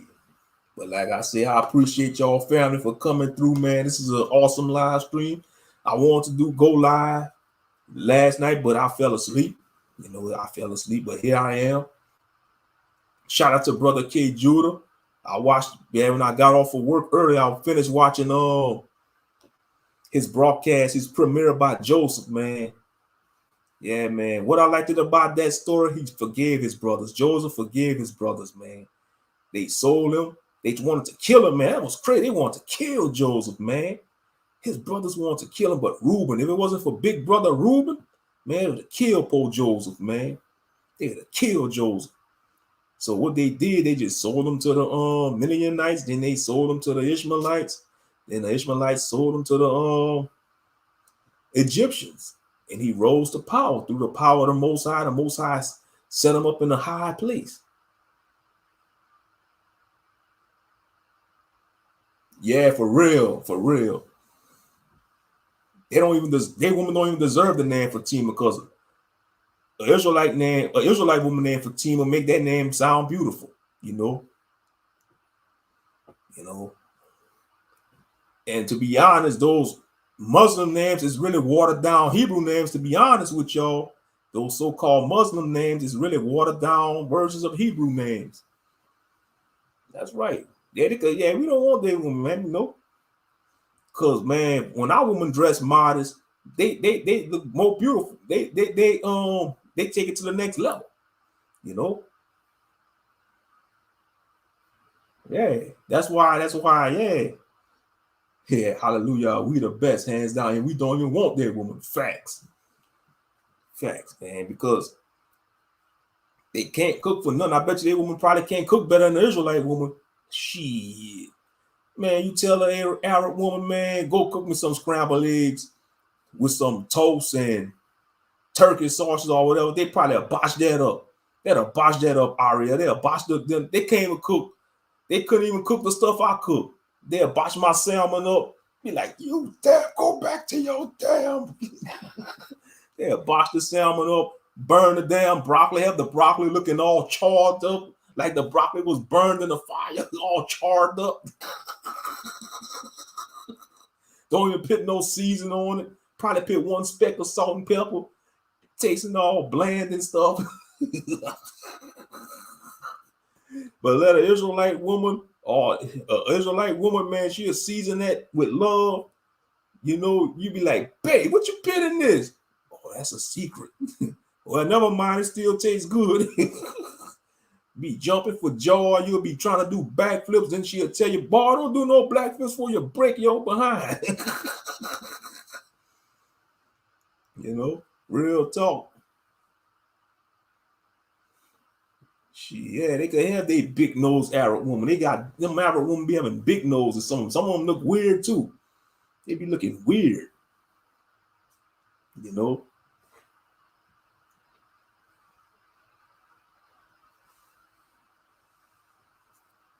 Sister, not my real lad. For real, yeah, them boys with some demons towards their brother Joe. Yeah, they was hating on Joseph because he had that nice coat of colors. Joseph straight up acting like a pack of goons toward their brother. But I'm glad K. Judah mentioned that. He would say, like, for those, if you got children, don't favor one child. You know, treat your children all equal. And that is true. You see, that's where Jacob messed up at. That's where he messed up at. Joseph was the favored son. And they made all the other 11 brothers jealous, especially the older brothers. You know, that made them kind of felt some kind of weak. You know. And you don't show favor towards one sibling. You show favor towards all your children. You know, and that's what caused sibling rivalry, man, you know. But yeah, man, they wanted to kill Joseph, but he forgave him at the end, though. He forgave them. You know, he even said, look, when I pass on, y'all make sure y'all take y'all bones, my bones with y'all to the Holy Land. Man, he made that plot early. He's like, look, when I lay my eyes down, when I close my eyes, y'all make sure y'all take my bones with y'all when y'all leave out of Egypt. Yeah, it was. Yeah, the ending tear jerk. The ending was a tear jerker. He got to see Joseph before he died. Yeah, talking about the Jacob. Yeah, Israel. Yeah,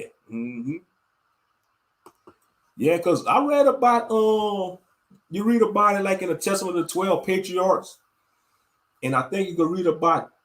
You read about Israel's funeral, man. How they lamented and mourned for days. You know.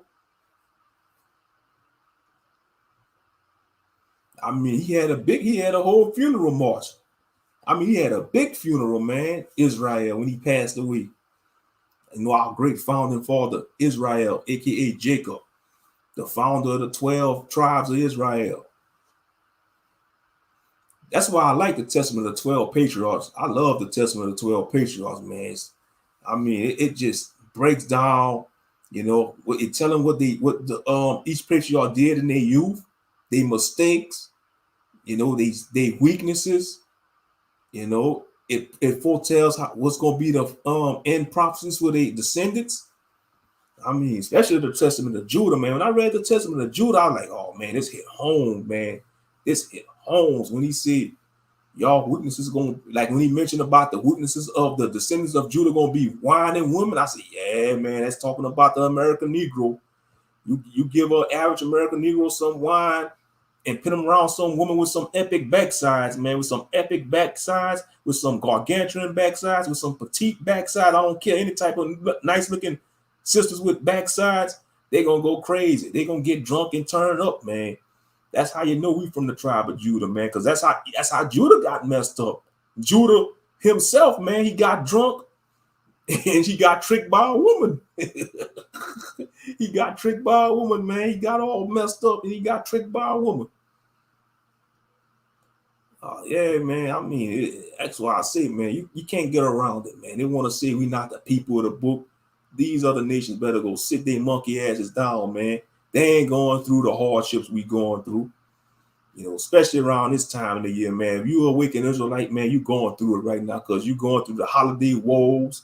You know, you feel rejected, you feel left out because you see the rest of the world participating in these 5 days. But don't feel bad, because you was once lost. You was once lost. Yeah, you gonna feel it. You gonna go through it. You gonna feel alone because you know. I'm just speaking in general. You know, if any awakened Israelite, you know, you might be the only awakened Israelite in that city or town, and you may not have nobody to fellowship with.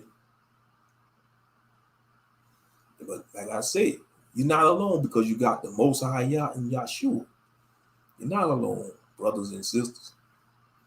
And you know, you see your family on Facebook posting their Christmas posters, all taking their children to see Santa Claus. Man, you just gotta block it out, man. You know, what I'll do is I'll unfollow some of my family members in my blood. I'll unfollow them. You know, I'm sure they unfollow me. They don't see my posters. Or they look past my posters, so I don't care. You know, all you could do is just shake the dust off your feet and keep it moving. And that's what I do because they don't want to hear it. They don't pay to go back and forth with family members on social media. It's wasting energy. It's wasting energy. But like I say, man, you know, it's just like I said, it was a rough day. I had a rough day at work. I had to, some of these damn people got on my nerves, man. Co-workers, you know. I mean, it's just like, man, some people just annoy the hell out of me. I'm gonna just be honest with you. Some people just are so freaking annoying, you know. Especially these damn Gentiles, man. They so freaking nosy, you know. They so freaking nosy, man. They don't mind their goddamn business, you know. Some of them get on my goddamn nerves, and Jakes too, and just the Gentiles, it's Israelites too, man. It's just humanity in general. It's just humans in general. You know, a lot of, like, shout out to Sister Bees. She always said that people suck. Yeah, I agree with Sister B Sparrow. A lot of people do suck, man. Not y'all, man. Y'all don't suck. Y'all awesome. Y'all awesome. Y'all awesome, man. Big group hug. Big group hug. But yeah, man, I mean, some of these people in the world, man, they just suck. You know, and y'all forgive me for feeling that way about humans, man, you know. Oh, you human too. You human too, Moshe. No, we not. I ain't a human. I'm a spiritual being having a human experience, you son of a bitch. We was meant to be immortal spiritual beings, but due to the fall of man, we became fleshly humans, you jackasses. Yeah, but let's see what y'all talking about. Stupid ass Christmas, man. These decorations in my building looks crazy as hell. They've been balling and living lavish for the last 300 years. So they need to stop thinking they're the chosen ones in the book. For real. Yeah, for real. Man, that's crazy. Yeah, they live in lavish, man. Some of them could go on vacation every season. They could go on vacation if they want. They could go take them on vacation, but they want to say they're the people of the book. Man, give me a break. Give me a break. I'm the only person I know in South Carolina that take this truth serious. That's why I'm over proud that I found out and have the CUC. All praises. Yeah. You know, it's like that here in my city. And don't get it wrong. I'm in Louisiana. I'm sure you got awakened Israelites like maybe in Lafayette, New Orleans, but we fall in between. But you see what's bad about that? I don't want to fellowship with them because I don't know where they at spiritually. I don't know what doctrine they believe at. You see, that's what's bad about this walk, man. You know, because I'm sure I'm sure each and every last of us probably came across Israelites in real time. I know I did. I came across a few awakened Israelites in real time, but I don't fellowship with them because I don't know where they at spiritually. I don't know what camp they with. You know, it's a hot mess, man. You know, it's a hot mess. But yeah, man, it's like, man, like for my situation, it's like, man, I feel like it's like I'm the only one that knows what's going on. And it could be vexing sometimes because I'm like, damn, man, you know, everybody just lost and they want to follow these other false religions, but it's like they don't care. They do not care.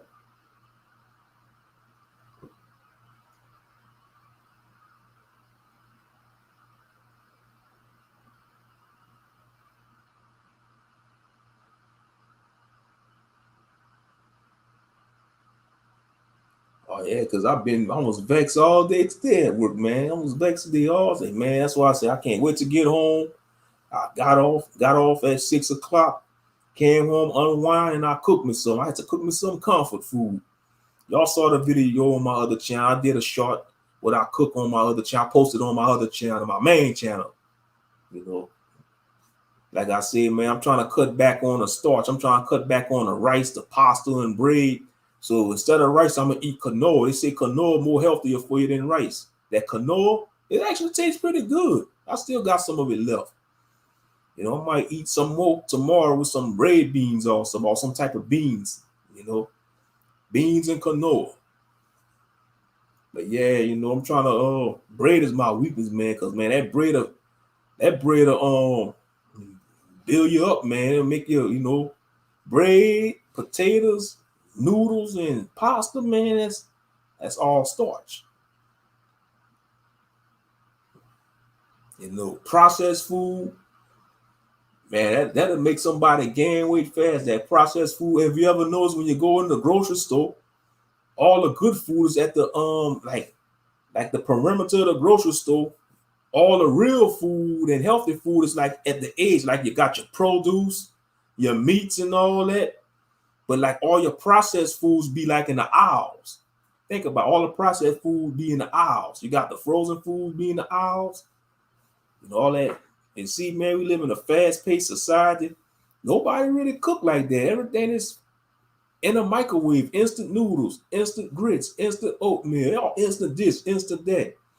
And then if you going out to eat every night, man, you actually be unhealthy, man, because that's unhealthy. Going out to eat every night and you're wasting a lot of money. Man. Going out to eat every night at these restaurants, cook your own food if you have a chance. Cook your own food.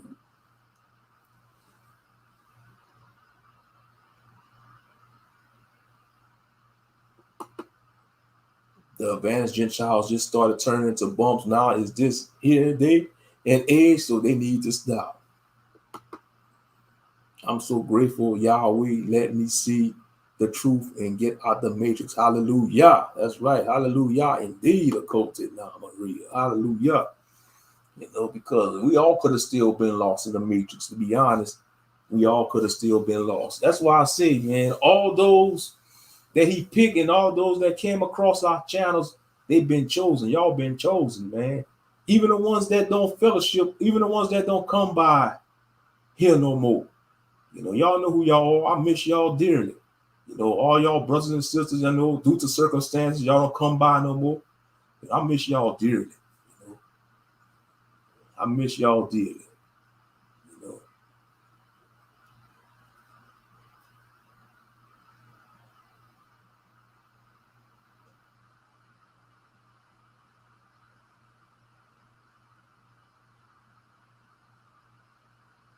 But yeah, like I said, you know, all those who came into this walk, man, y'all been selected, y'all been chosen before y'all was born.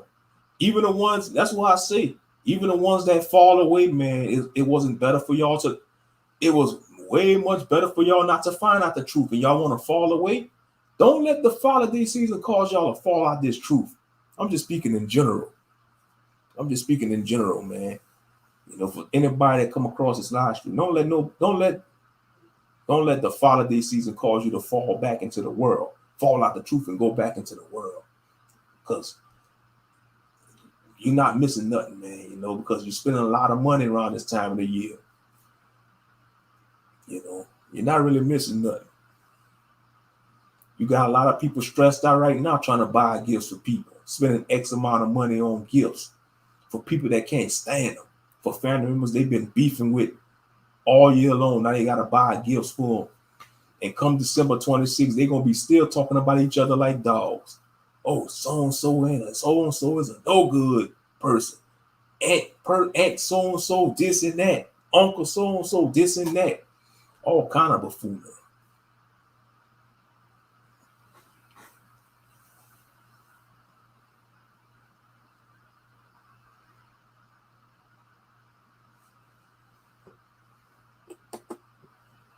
In the last 5 years, I came across one serious person, but found out that he believed in the doctrine of the fat boys or back in a camp, fat boy camps. So I had to skateboard away from that.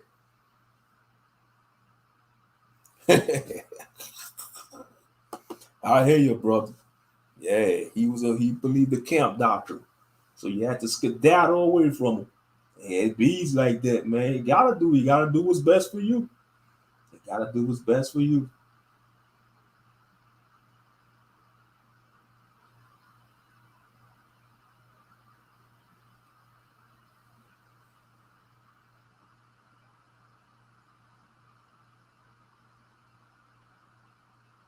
You got to do what's best for you.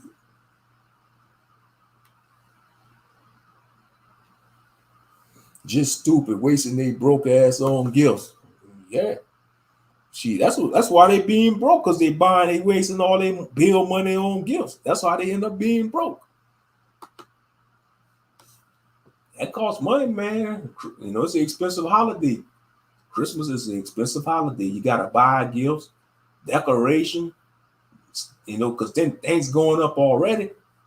Decorate the tree.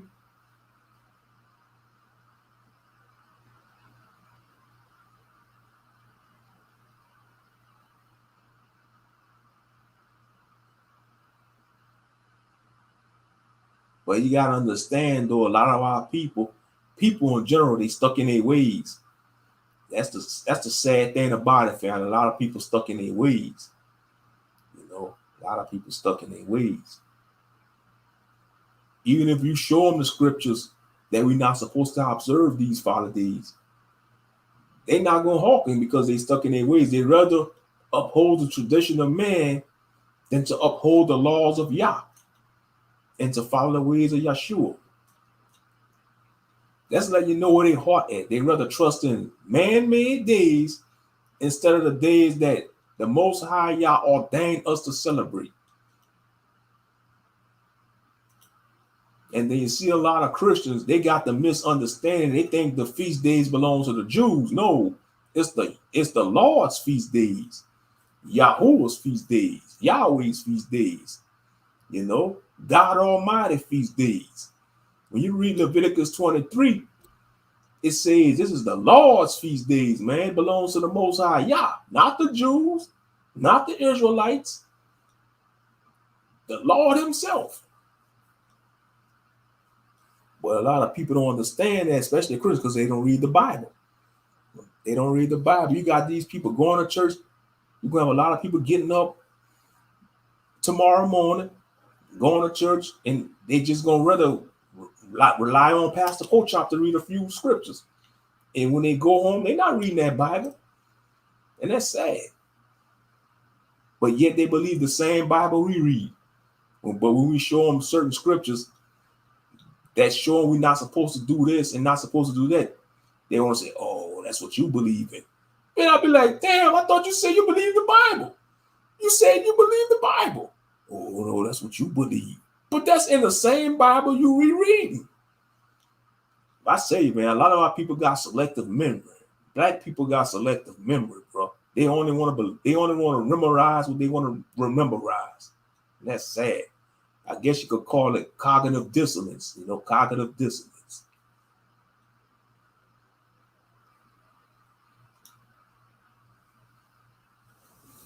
Yeah, that's what's up, sister. Let's see. I stopped these pagan holidays in 2014. Moshe, you can't tell them damn Christians nothing, and we'll argue down for real. That's why I don't pay them no mind. Yeah, that's why I want to say. I think I want to say I stopped celebrating Christmas about around 2015. That's when I started my path of not celebrating. Around 2015 to 2016, I said, you know, I want to say Christmas 2014. That was my last Christmas that I celebrated. But 2015, 2015. That's when I put an end to it.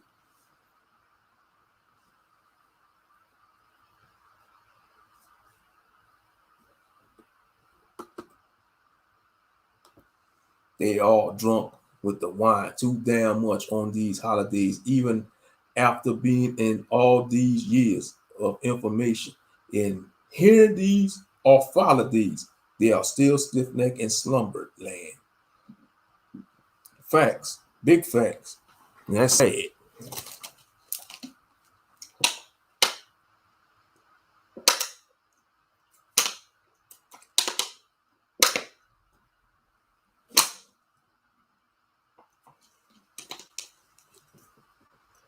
I guess the rest of the family must be sleeping. They must be sleeping. But it's all good though, man. It's just been a busy week.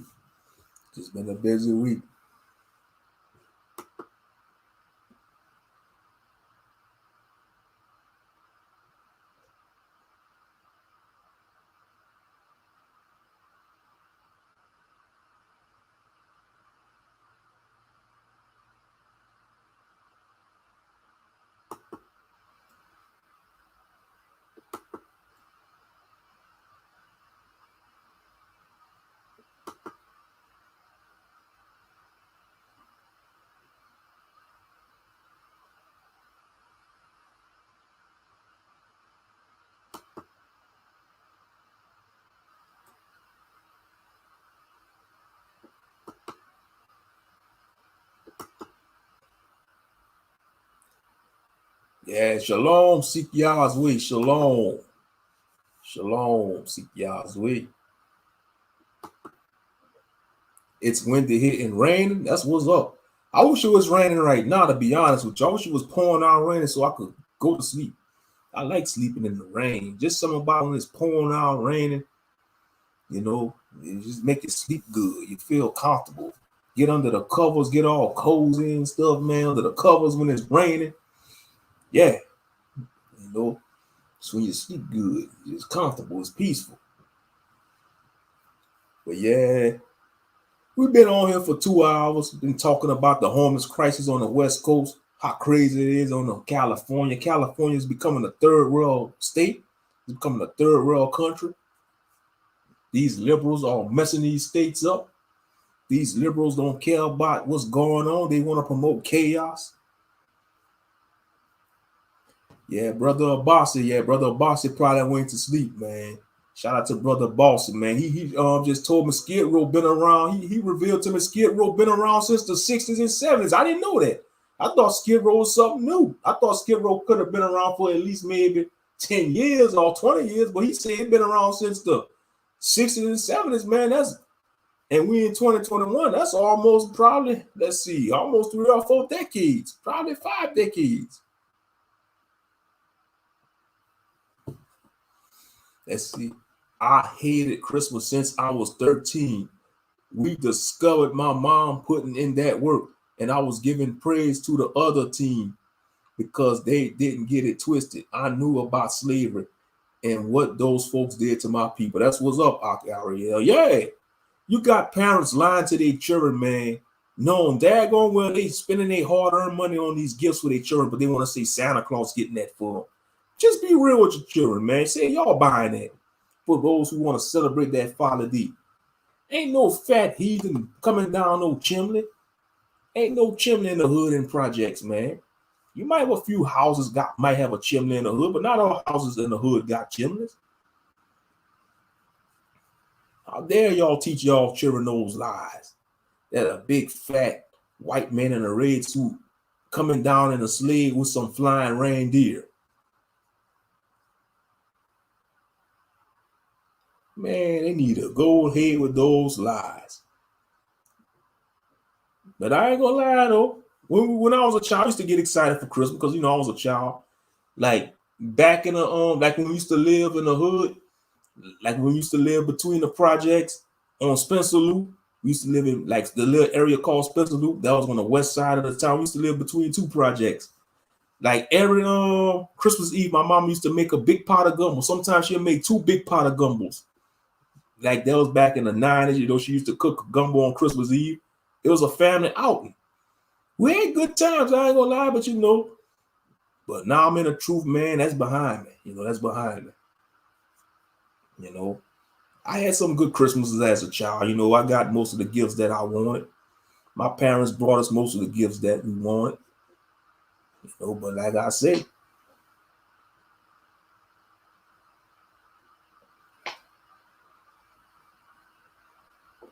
my grandson knows the deal. He just turned 9 in October. And yeah, tell her, be like, no Christmas.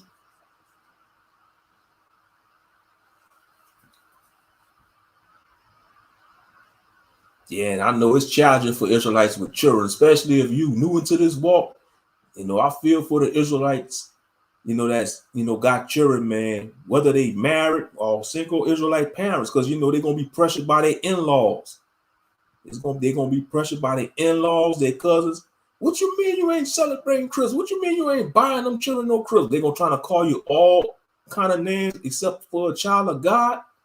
They're going to want to call you a Scrooge. They're going to want to call you the Grinch. They're going to probably want to call you selfish.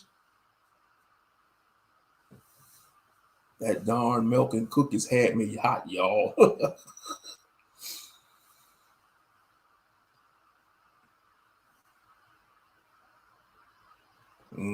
Yeah, talking about leave the milk and cookies. But to find out, man, your parents, when you go to sleep, your parents take a bite off them cookies. Oh, yeah, for real. Mocking the showbread.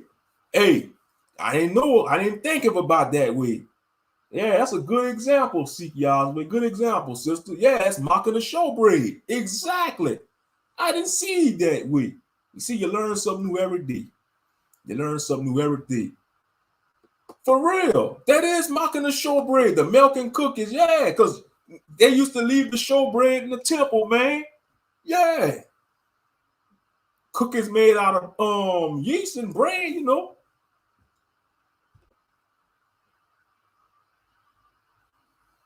Did you see my lesson, my brother? The one you recently did? I probably fell asleep on the Shabbat. Now, was what you did a stream last night? You did a stream last night? Because I probably fell asleep. I fell asleep last night. I was tired. I mean, I had a busy week. I was worn out. That's what it was all about. Please watch, my family. Okay, I'm gonna have to tune into it. I'm gonna have to watch it. Because I'm sure you probably did something recently. Yeah, I'm gonna have to check it out. I'm gonna check it out when I get a chance, Law Lady Kid. But yeah. That is, yeah, that's crazy. Yeah. And think about it. The song, he knows when you are sleeping. He knows when you are awake. That's mocking the Most High, man. Y'all trying to give the Most High's glory to this damn Santa Claus bastard, man. This fat heathen bastard talking about ho, ho, ho. Just some of, man, I'm telling you, man, when them children be crying, when they don't want to sit on Santa Claus' lap, when them children cry, them children know something ill about that. They know something wrong about that. They know it's foulness to that. But their parents want to be like, oh, he just crying. She just crying because she don't want to sit on Santa Claus' lap. No, them children can sense, man, that damn Santa Claus, that person that's playing Santa Claus is foul. Got an unclean spirit. And then you got a lot of these Santa Clauses, they pedophiles. They probably get a kick out of that, man, they be like, oh, I can't wait to play Santa Claus, man. Letting them children, man, it's just sick, man. It's freaking sick. You going parents, just to show you how stupid Americans is. You won't let your child sit on a random stranger lap, but if you wearing a Santa Claus suit, You will let your children sit on a random stranger's lap. Man, that is stupid, boy. I'll tell you, boy. People so stupid, man. We're in the information age. It's crazy. Oh, okay. I'm gonna have to check that out. Okay, it's called Our King Doesn't Want Your Nasty Cookies. Oh, okay. Hey, I'm gonna have to check that out. I'm betting that was gonna be a good one. I'm gonna check it out, sister. I'm gonna check it out. Yeah, mocking the show breed.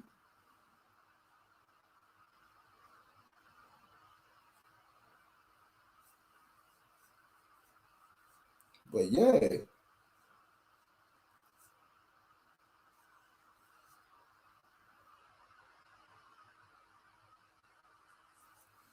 That is crazy though, man. That's crazy. Yeah, it's called Our King Doesn't Want Your Nasty Cookies. Oh, I got me a piece of, I'm gonna eat my last piece tomorrow later on. Yeah, I'm trying to eat clean, Ari. I'm trying to lay off the starch. Like I said, I have me some quinoa. Instead of rice, I'm gonna do some quinoa. It actually tastes pretty good, quinoa. It look weird, but it tastes good. So it says a healthy alternative than rice. It's more healthier for you than rice, because rice, man, that's starch. Now I'm gonna still eat rice every once in a while because I love rice. Shit, I'm in the South, man. I got me something right, but like I said, I'm trying to cut back on the bread. The pasta, man. That's my weakness because I like pasta too. Cut back on the pasta, the bread, and the starchy stuff, and the processed food, like the cooked snacks and all. I'm gonna still have a snacks every once in a while, like maybe once a week, like a cookie or something. Because, man, I like sweets. That's my weakness, like cake. But all that processed food, man, that's not good for you, man. That'll build you up, Man, if you want to lose belly fat, fast, man, cut out the starches. Like drink a lot of water, drink some green tea, organic green tea, drink a lot of water, let go of this processed food, man. Just eat fruits and vegetables and protein, meat for your protein, like salmon, some turkey cutlet, some chicken breast. That's the man, I'm thinking about salmon, man. That's good eating. Yeah. Especially I like tuna too. Tuna fish, like the tuna slabs. Tuna tastes good too. The tuna slabs. Like, how you got the salmon slabs, you got the tuna fish slabs. That tastes good too. But man, everything going so up. Good seeing y'all. I have tons of work to do, so I'm logging off. But much love to everyone. Shalom and blessings to you and your household.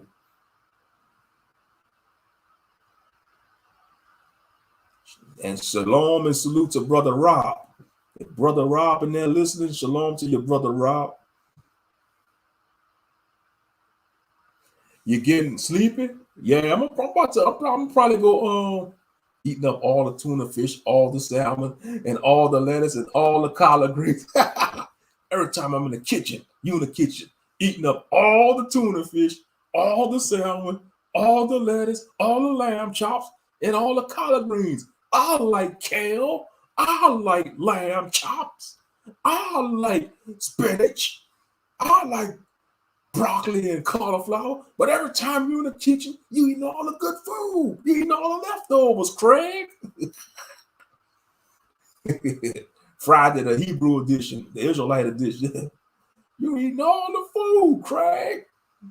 Eating all the lamb chops. Eating all the lamb ribs. I'm getting sleepy, Moshe. Oh yeah, it's late. It's 11:22. It ain't even that late. It's just 22. I thought it was gonna be at least. It ain't even midnight yet. It's just 11:22 around here. But yeah, we've been on for 2 hours and 18 minutes. Appreciate y'all for tuning in. But yeah, man, like I said, I pray that never happened to none of y'all, man. Real talk. Pray none of y'all have to go through that, man, being homeless after what we witnessed, because, man, You know, the majority of them people, man, they don't. Some of them don't want to go through that, but some of them, they don't care. They love living like that. They love being miserable like that and having their addictions supplied to them for free. You're not helping people like that. You're handicapping them. You're handicapping them, man. Giving them free drugs, free money, free booze, free alcohol, free. Oh man, you making them be more stagnated. Or it's midnight over there where you at. Yeah, you an hour ahead of me. It's about like 11:23. Oh, it ain't even midnight yet. But yeah, like I said, I appreciate y'all for tuning in. I think I'm gonna log off myself, man, because you know I don't want this to drag on for another 2 hours, man. It don't make no sense. So I'm gonna go ahead and log off. Like I said, man, it's been another edition of Real Talk with Moshe. I'll catch y'all on the next one.